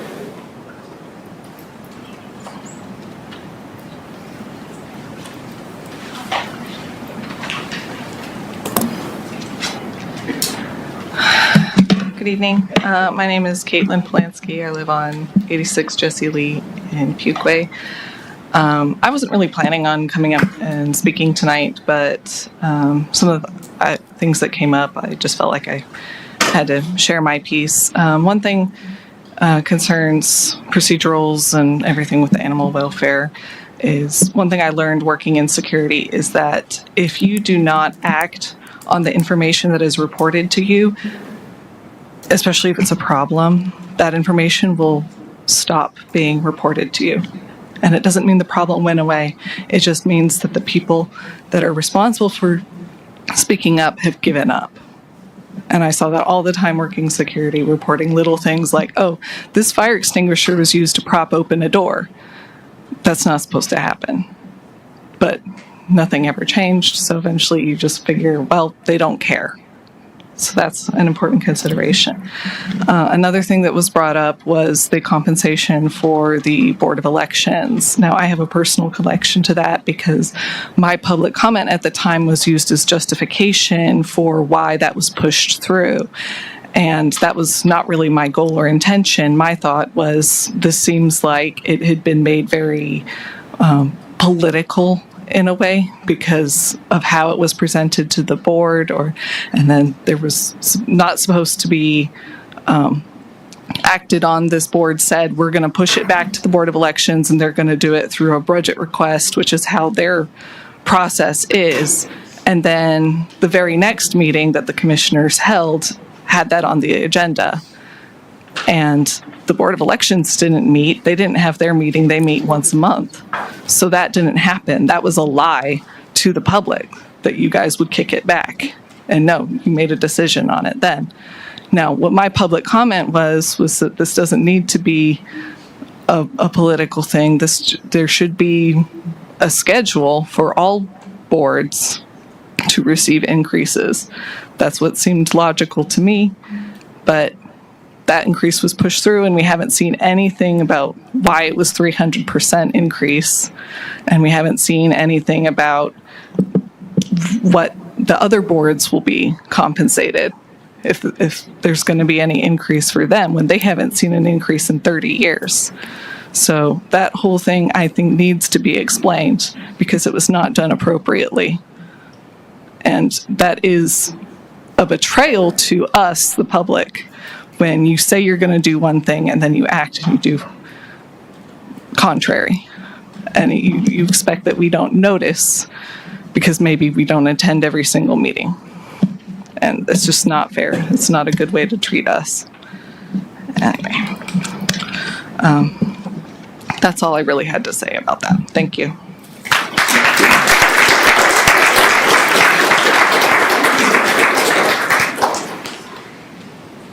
Well, Marge Morton, again, I did not plan on speaking about the budget, but I feel like I should. Seems like many people don't know that a moratorium has been put in place and our new assessments that were done, that some, view this as not having much transparency, especially those with mobile homes. And I'm glad to see that software is being purchased and will be utilized to help with the transparency. I have to say, I do not envy your jobs at all. We all want better schools. We want better services. I have seen so many comments on social media where you guys deserve to be voted out, fire them all, without people really understanding what these people are facing. We are a growing community. Eric brought up impact fees. Why don't we have impact fees? Well, look at our legislatures. And I'm going to say this as it is. Look who is paying into their campaign coffers. Money speaks loudly. Follow the money. It's time that developers pay their fair share because we are having to pick up the slack. The other thing that we need to realize with this moratorium in place now, we're having to go back to the same assessments before this latest reassessment for 2026.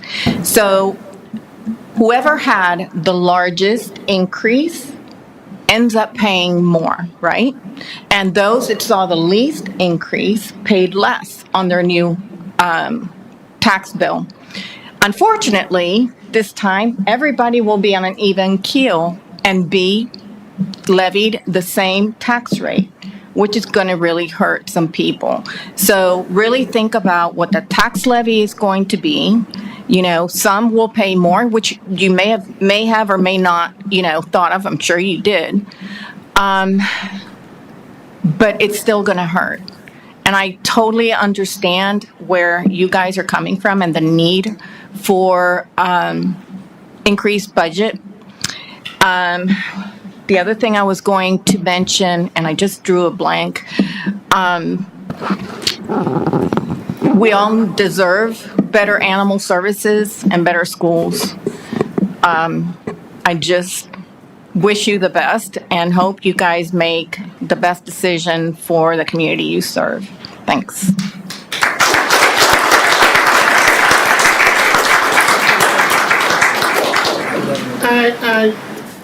I just want to say this so the public will understand.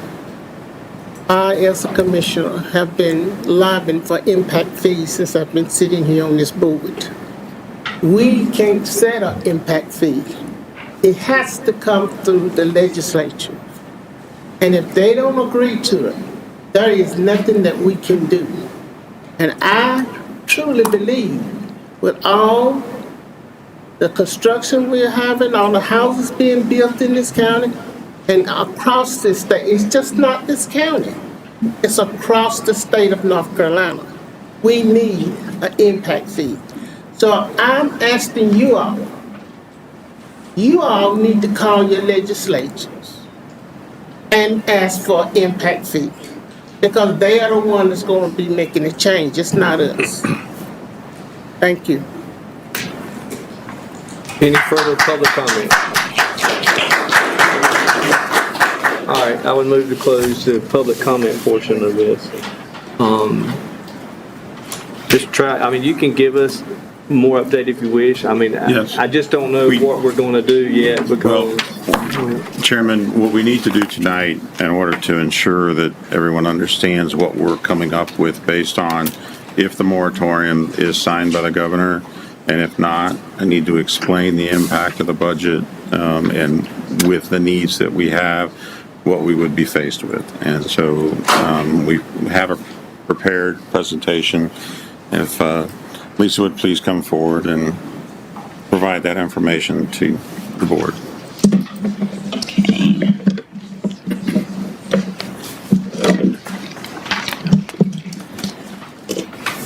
I'll be going through the fiscal year 26-27 recommended budget, highlighting what has changed since the last work session and the two funding scenarios we must prepare to present for adoption on June the 29th. We are currently unable to finalize the budget because we're still waiting on decisions from the General Assembly that will determine whether we are required to use the 2022 or 2026 schedule of values. This is the factor that drives almost every major difference you'll hear tonight.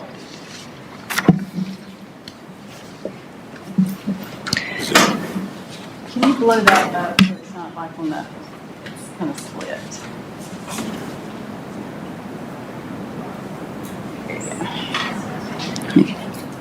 Senate Bill 889 is the property tax reappraisal moratorium. This legislation requires 9 counties, including Harnett, to continue using the 2022 schedule of values, delaying the implementation of the 2026 values until 2027.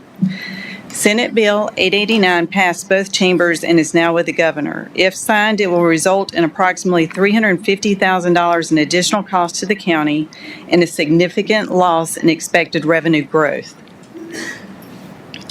The other bill is Senate Bill 474, which would exempt Harnett County from this moratorium.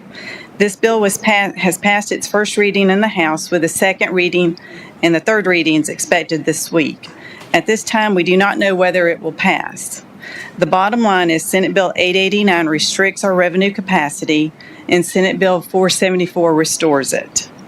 Because this outcome is uncertain, we must prepare 2 complete budget scenarios for the board to consider. And here's why these 2 bills matter. Under the 2022 values, 1 penny on the tax rate generates almost $1.58 million. And under the 2026 values, 1 penny generates a little over $2 million. The nearly $500,000 difference per penny fundamentally changes our ability to fund school constructions, increase teacher supplement pay, maintain services, and restore our fund balance. Regardless of which values we must use, all scenarios include the following funding commitments. An additional $4 million in Harnett County School expansion funding, and that goes along with the $2 million that we had recommended in the original recommended budget.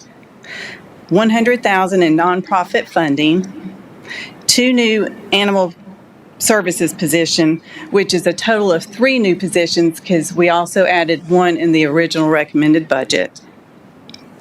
$500,000 transfer to capital reserve for weapons detection systems, and a combination of reductions in contingency, public safety technology, replacement fleet vehicles, and quality of life services.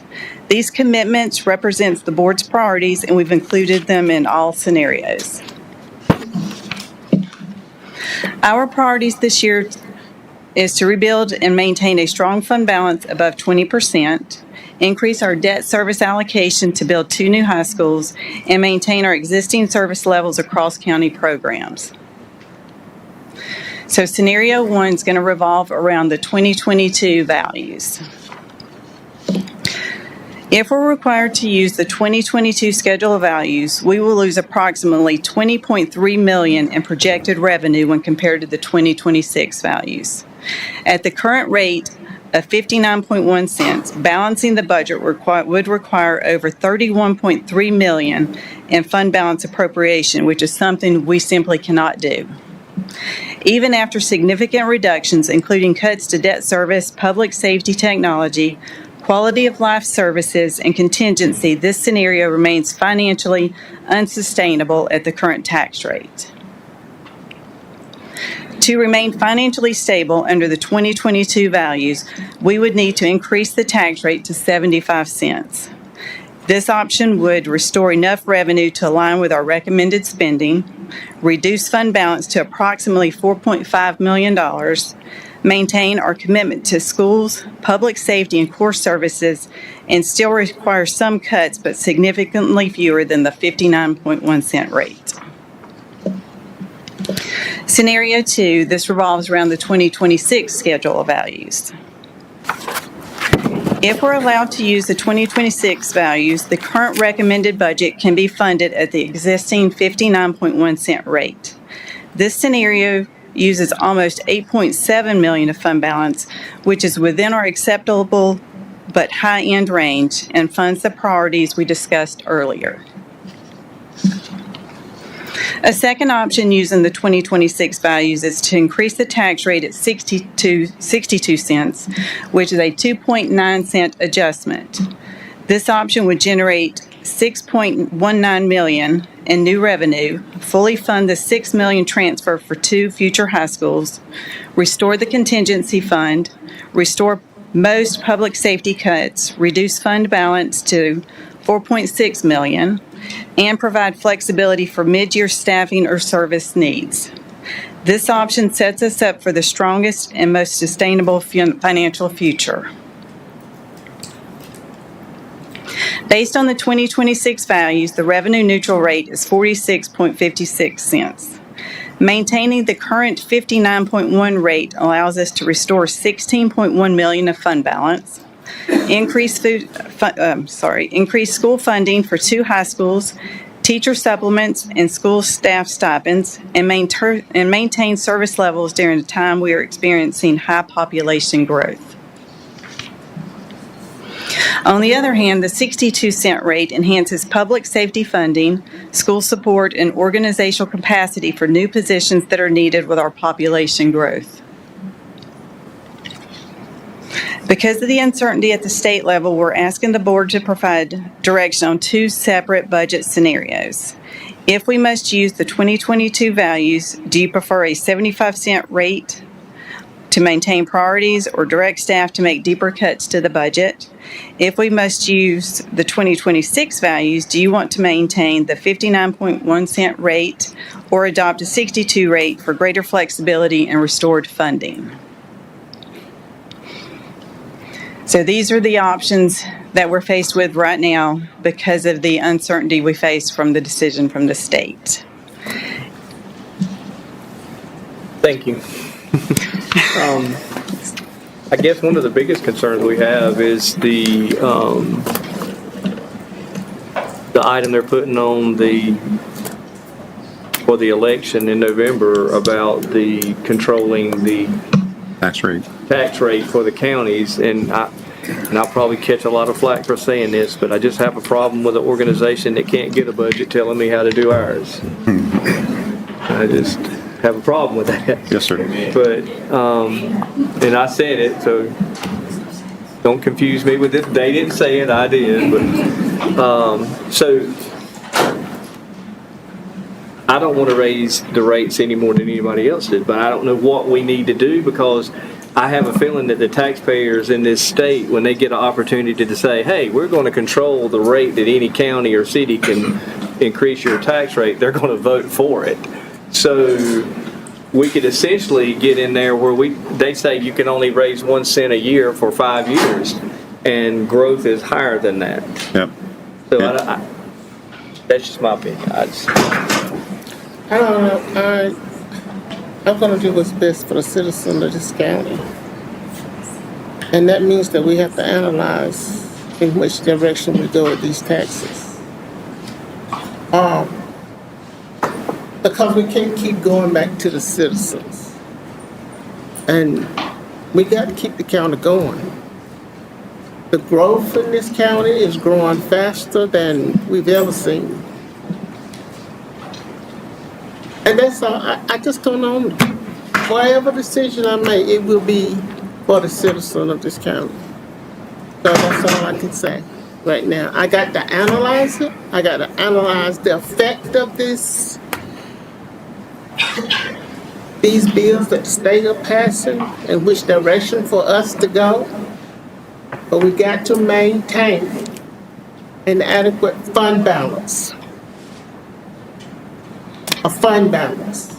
How many of you know what we do with fund balance? If we have a tragedy that come through Hunter County and our fund balance is not there to provide benefits for the citizens of this county, if a tragedy may be that you lose your home or whatever. I remember the last time the fund balance was so low we couldn't even provide water for the citizens. So that's my answer. That's what I got to say. Mr. McFadden, if I understand what you're saying here with the different plans, we're just playing a shell game. The taxpayer's going to pay the same amount of money whether we stay with the old evaluations at a higher levy or we go with the new evaluations with a lower levy. Unless we make... It's not your fault, but at the end of the day, it comes down to what they're going to pay is going to be basically the same. Okay. And you got here, or should we look at deeper cuts? Yes. Yes, we can make deeper cuts if you need to, but then that would end up being positions. That would be any of the expansion requests that we have brought forward. We would look at those first, and then we would have to look at our current services that we're currently providing and make cuts there. I've done budgets. I'm well aware of what you're talking about. But at the end of the day, the less bureaucracy, the better. You know, there's not a lot of fat in this budget besides literally making cuts for necessity. So it's not about commissioners or anybody raising taxes. It's about providing needs. And 4 years ago, realize where we're at. So 4 years ago, we had a revaluation. And we were such great stewards of the taxpayer money that we went from 75 cents at the mill rate to 59 cents.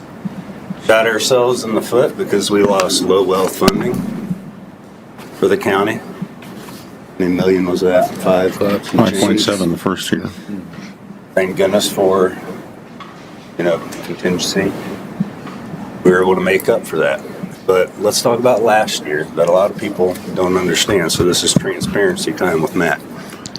So last year, we had the same discussion, and we even knew we didn't want to actually lose that because we don't know what the formula is that they use. We knew that we were still below it.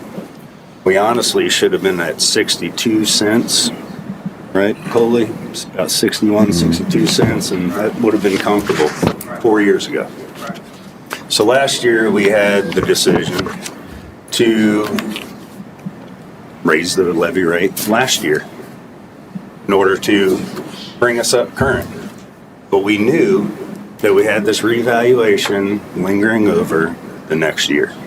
So instead of hit everybody twice, back to back, figured we'd watch and see how the chips fell with things. And still right now, we're being thrown even more curveballs with the state. So regardless, there are needs. There are different ways that we have to factor in things. And we cannot keep making cuts. We cannot keep putting off schools that should have been built many years ago. Animal shelter is in here as well. That's right. We need to fund these things. And instead of making, and this is where I hate to say partisan politics, it is what's really messing up things in this world, especially on the county level. But we're doing what is right for everybody. We need to take into account all the needs, all the services for everybody. And we're all going to complain. We're all going to be upset at having to pay higher taxes, okay? But when the needs are there, I'd rather pay a penny more and have everything fully needed instead of having a penny saved and us going without, okay? So there are a lot of decisions to be made. And there are a lot of things that we have to weigh and take into account, and we have for years. So last year, to bring y'all kind of up to speed, we pushed that off so it wouldn't be a double, and trying to figure out where exactly everything is going to come from is the hardest thing. So we're here, we're taking in the input, gathering all the input from everybody, putting it together. Deeper cuts, I don't think is the answer, okay? Being a good steward of the taxpayer money going towards needs, we need to fund the things that we have to. We have to. Okay? Pull the Band-Aid off either way. At some point, we got to get current. Okay? And this is the year that we have to do it. We have 2 decisions to make, and we don't know. We have no idea on which way it's going to go. But either way, this is what we're up against. It's what we're all faced with. So, y'all can just kind of gather everybody together and realize that and spread that information. I see things online, that's why I don't even get on Facebook anymore. On all the things that I've heard about myself, I wish, I wish half of them were true. I'd have been willing to take it, but you didn't. But, the climate and environment, even in this room, has changed over the many years implementing things. Same people show up for these important times. Pretty much every face that's in here is a face that is constantly coming, and they're not here causing issues. They're bringing issues to our attention. Okay? And I believe that we respond as quickly as we possibly can because, given the circumstances with animal services, accusations, fire investigations, things can be handled. So we're trying to do things properly, not jump the gun, not shoot ourselves in the feet, so we can be on a clear distance and direction, all work towards the same goal. So I don't even know. I'm at loss also on exactly what to do, but that's all I have to say. Mr. Matthews? Yes, thank you, Mr. Chairman. I do appreciate all the comments. I would like to expound a little bit on a comment Commissioner Nickel made with regard to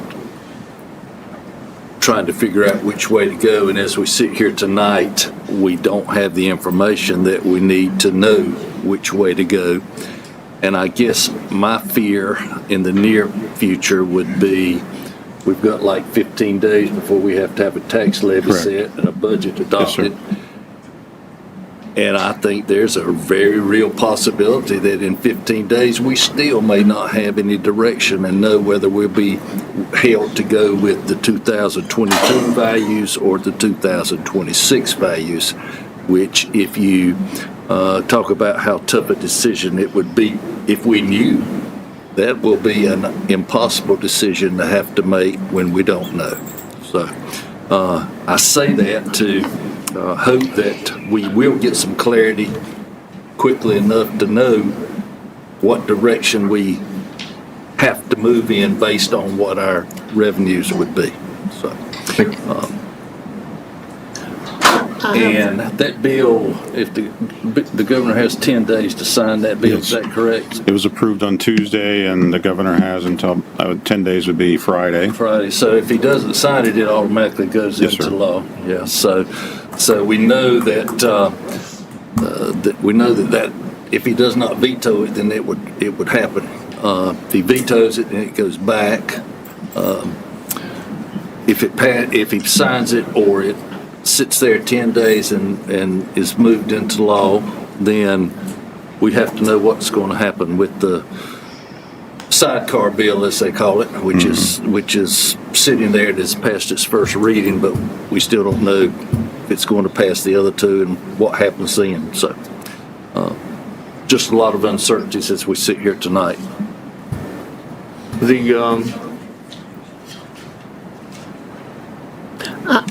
Go ahead. Could I ask a question? And thank you for presenting this report to us and giving us the necessary information to make a decision in which way we go. But if, based on what the legislature decide to do, and it put us in a position where we're going to end up having to increase the levy, not only this year, next year, and the next year, what would that do to us? As the citizens are screaming and hollering now, where we need to build these schools. These kids can't stand up here and make presentations for themselves. It's up to us to make sure that we give the kids, the children in Harnett County, the best education that we can provide. There is no way you can answer that question, is it? There is no way you can answer that question. You see, that's the scenario that we are faced with. And we're faced with the fact that regardless of what anybody thinks, we gotta have adequate fund balance to take care of emergency needs that could happen here in Harnett County. Is that not right? With the state in the situation that they are, I think if we don't, what happens? Where do we go? Now the citizens depend on us to make these decisions for them. And I'm sure, regardless of what decision we make, we're not going to please everyone. That's just a fact. But I still say I'm going to go and make a decision based on for the citizen of this county, not for Bob. Ms. Christine, the software that we authorized to purchase, I just want to reemphasize with that, if we, and this is a what if we would have had that software in place when we just got this other appraisal done, would you not have been able to maybe have less of those complaints, or at least been able to handle those complaints a lot easier? I do believe it would have been more efficient and having that software, because the appeals module that goes along with the software allows the citizen to begin their appeal, and then you put in your name, your address, and your other information, and then it will go to see your comparable sales. And so citizens, when they file their appeal, will have the opportunity to see sales comparables related to their property, and then the software will ask, the next button says, do you want to continue your appeal, yes or no? And so citizens will be able to see that information in a PDF format before they even continue their appeal if they choose to do so. And while you're still standing there, question, and then okay, the moratorium bill stays and signed by the governor. And based on what the budget is looking like right now to try to meet the needs of the growth without stalling out, and would say we went with the 75-cent option, okay? Am I correct? In 2027, that appraisal takes effect. Correct. And we'd be at that 75 cent with that new appraisal. Yes. And we would have to, Yeah. and when the law passes where they control the levy rate, we could really be hammered. Am I right? That was exactly what I was gonna bring up, So actually. you see where, and I'm saying this so y'all can understand, they put us in a bind. They have got us in a bind here. But it's almost a blessing in disguise. And I mean, and what he's talking about, if everybody, kind of how I gave the example of 4 years ago, how we lowered ourselves down too low and we took ourselves out of that low wealth funding bracket. And that's not even what I'm taking into consideration. But in November, if they put on the ballot, when they put about capping the levy rate that we can raise or adjust, if we don't go to the 75 option, or say that we're at 62, and we have needs that we need to fund, we will not be able to fund those. So it would almost be a blessing in disguise, raising the mill rate, levy rate now, because next year they're going to be capping it. And we may not be able to raise it, having to go with those values come 27. I think that what you're asking for us tonight is kind of a suggestion about what to get ready, prepare for. And my personal opinion would be to prepare for the 75 cent on the 22 and the 62 on the 26. That's what I would say. Now, that's just I'm just one person. To prepare for that, and then we can deal with it when we know what we got to do. But Yeah, Chairman, I believe that to be the likely outcome of the bills.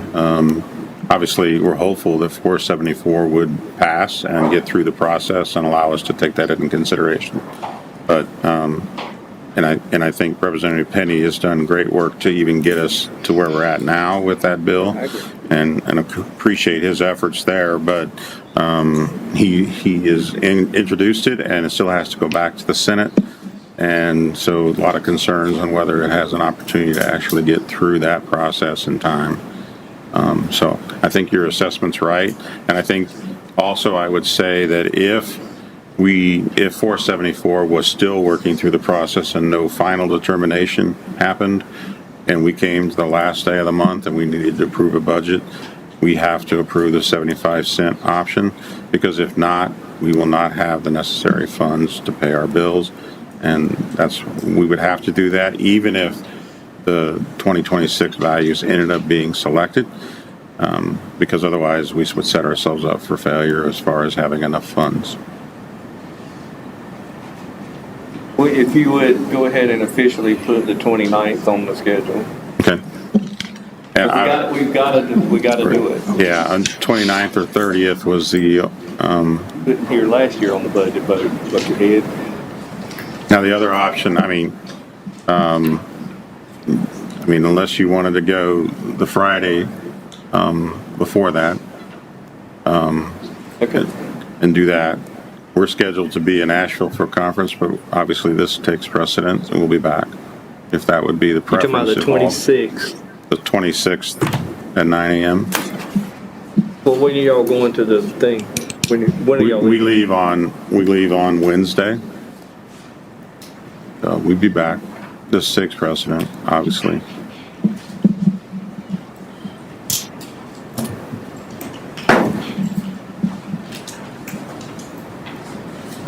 Especially if that means all 5 commissioners can be present.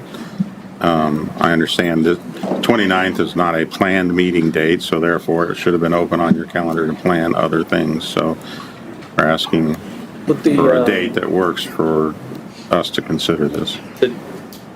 The drop dead signature date is when? 30th. The 30th. So he's got to the 30th to sign it. Yeah. For final approval of a budget. No, I'm talking about the governor. Oh, the governor.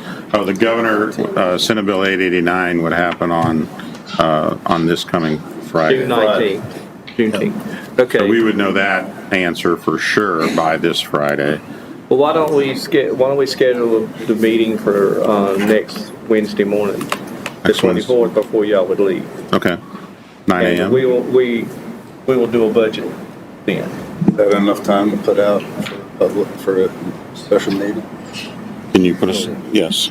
She said But yes. we'll know the status of that bill. Yes, we will know the Either status. way. Either way, yes, we'll know 889 by then. Mr. Chairman. Yes, sir. 474 we will not know, 889, but 889 we would know. 474 is still lingering out there. That could change us right back the other way. So Yeah, but 489, I mean, what's number 4? 889. No, the other one, the 474. 474. It hasn't even got to the Senate yet. Yeah, that's what I'm saying, but just food for thought. Y'all not making it easy at all.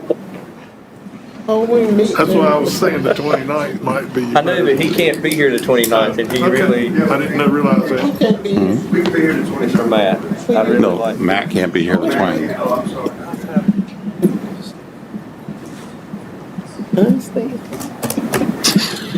So let me ask this question. So Okay. let's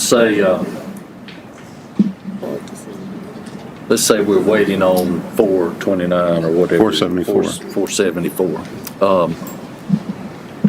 So at that time, we know we'd be going with 26 evaluation if Friday passes. If it was It's not signed by the governor, or et cetera, yeah, signs. approved. So then there's no way we can withdraw from 479 at that point? Right, we, at this point, you would have to set the tax rate and that would go forward. And any other action to change it is unprecedented, never been done. Once you establish the tax rate, it's set. No, I don't mean us changing our tax rate. I mean,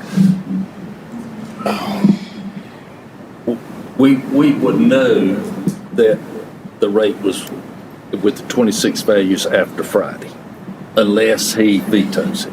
Right, unless he vetoes it, we will go with the 22 values.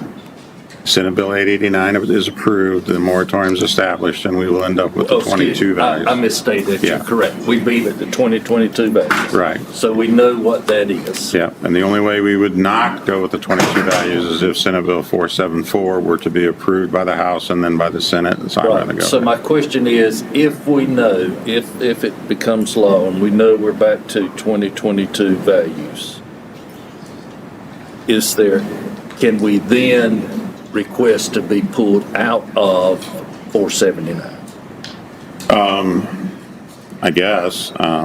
It was one of those things of timing as to why we're delayed like this.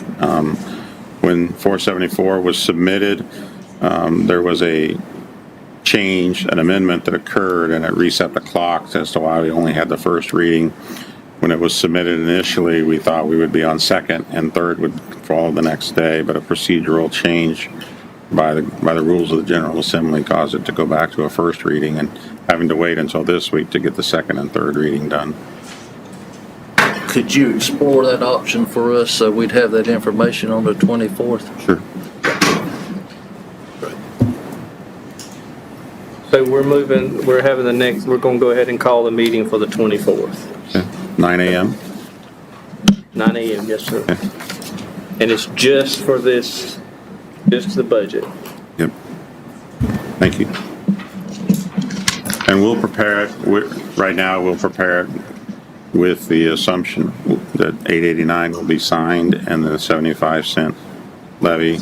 And then you can still debate and make changes at that point during the meeting regarding any of those items that are listed in that. And if you would like to discuss any of this information one-on-one with us after, Staff will be made available for you if you'd like to meet one-on-one and go through it in more detail on any of the items related to the budget prior to the meeting on the 24th. Thank you. Thank you. Thank you, Mr. All right, moving on to action item A, discuss and consider adoption of the physical, oh, that we just moved on to that one, okay. We passed that out. Item B, discuss and consider request to approve the fireworks application from North Carolina Fireworks LLC for Carolina Lakes Fireworks. Right. Good evening. Good evening. North Carolina Fireworks LLC for this upcoming fireworks display for Carolina Lakes. They meet all the safety requirements and related code compliance for that. That event will take place on July 4th at 9 p.m. Motion approved. Second. Motion and a second. Any discussion? Hearing none, all in favor say aye. Aye. All right. Discuss and consider a request for approval of updated interlocal agreement between Harnett County and the town of Lillington. Yes, good evening. So the town of Lillington has requested approval for an updated interlocal agreement. Lillington has a need to create a stormwater utility fee, and so that, and they've requested to bill and collect through the annual tax bill, and that is the most efficient way for them to do that, as they have a very high collection rate. Currently, we are collecting stormwater fees for the city of Dunn, and so this is similar in the same practices that we are already currently doing for them. The contract contains updated language and has been reviewed by both our county legal department and the town of Lillington attorney. So I'm just requesting approval to move forward with that. Any questions?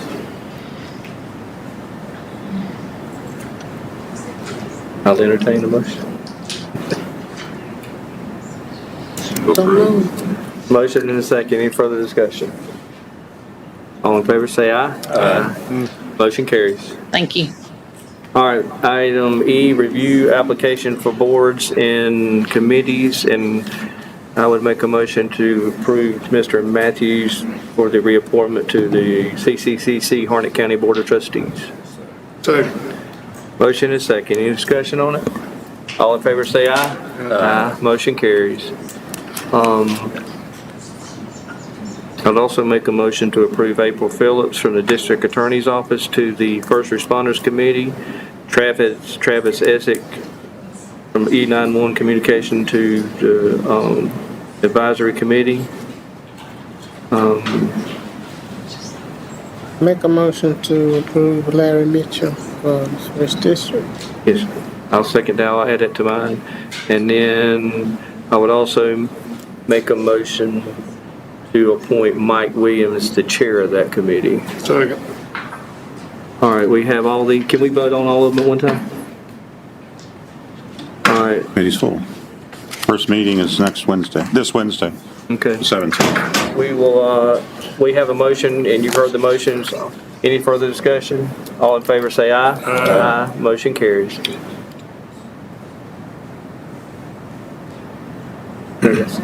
We have, who's the cemetery board? You have that one? Cemetery board. Is that one? Which commissioner is that? It's at large. Okay. Y'all make a motion. We have one application there, right? Yes, that's it. Okay. She actually lives in District 2, so it's a at-large. You need a motion for that? Yeah, I do. Well, someone? Motion is second. All in favor say aye. Aye. Motion carries. We don't.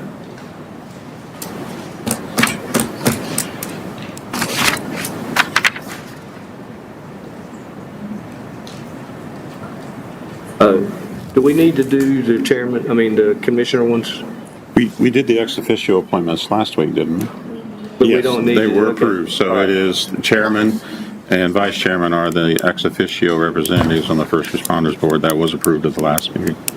And then while we're under this section here, can we, if the rest of the board members are in favor of it, I would love to see a citizens animals shelter advisory committee. I'd love to see that. Agreed. So I have With the new shelter coming as well. the rest of you good with them? Can you get with the attorneys and all that and get that done? We'll work on it. Sounds good, and then we'll, and I guess you set it up the same way you do the other one, you know, district and then at large. Need a veterinarian. What? Need a veterinarian and a couple other members as well, please. All right, moving along, county manager, it's on you. Thank you, Chairman. Want to mention that we did receive a $500,000 grant from Golden Leaf to help us with the airport hangar, corporate hangar area that we're constructing. The bids were let on that, and we should have a report back by the end of the week as far as selected contractor for that project. Nice to see that receipt of that grant. Reminder that county offices will be closed on Friday for a Juneteenth holiday. And I need a motion to approve the budget amendments under E as requested by the finance officer. So moved, Mr. Chairman. Motion is second. All in favor, say aye. Aye. Motion carries. And then a motion to approve tax rebates, refunds, and releases as requested by the tax administrator. So moved, Mr. Chairman. Motion is second. All in favor, say aye. Aye. Motion carries. And skipping down to H, resolution requesting NCDOT add John Stark Drive, Thomas Gage Drive, Tarleton Drive, St. Clair Drive, Robert Howe Drive, Broadhead Drive, and Putnam Street in Birchwood Grove subdivision to the state's secondary road system. So Motion to approve the resolution, Mr. Chair. Motion and a second. All in favor, say aye. Aye. Motion carries. And then, sir, the added item I, approve the budget amendments that were listed under item I.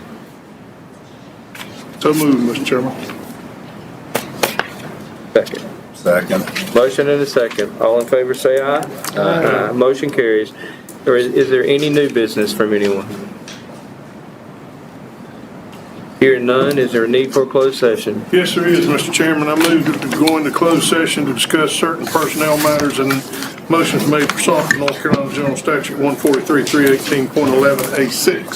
Second. Motion and a second. It is a closed session. Is there any discussion? Hearing none, all in favor say aye. Aye. Aye. We've gone to closed.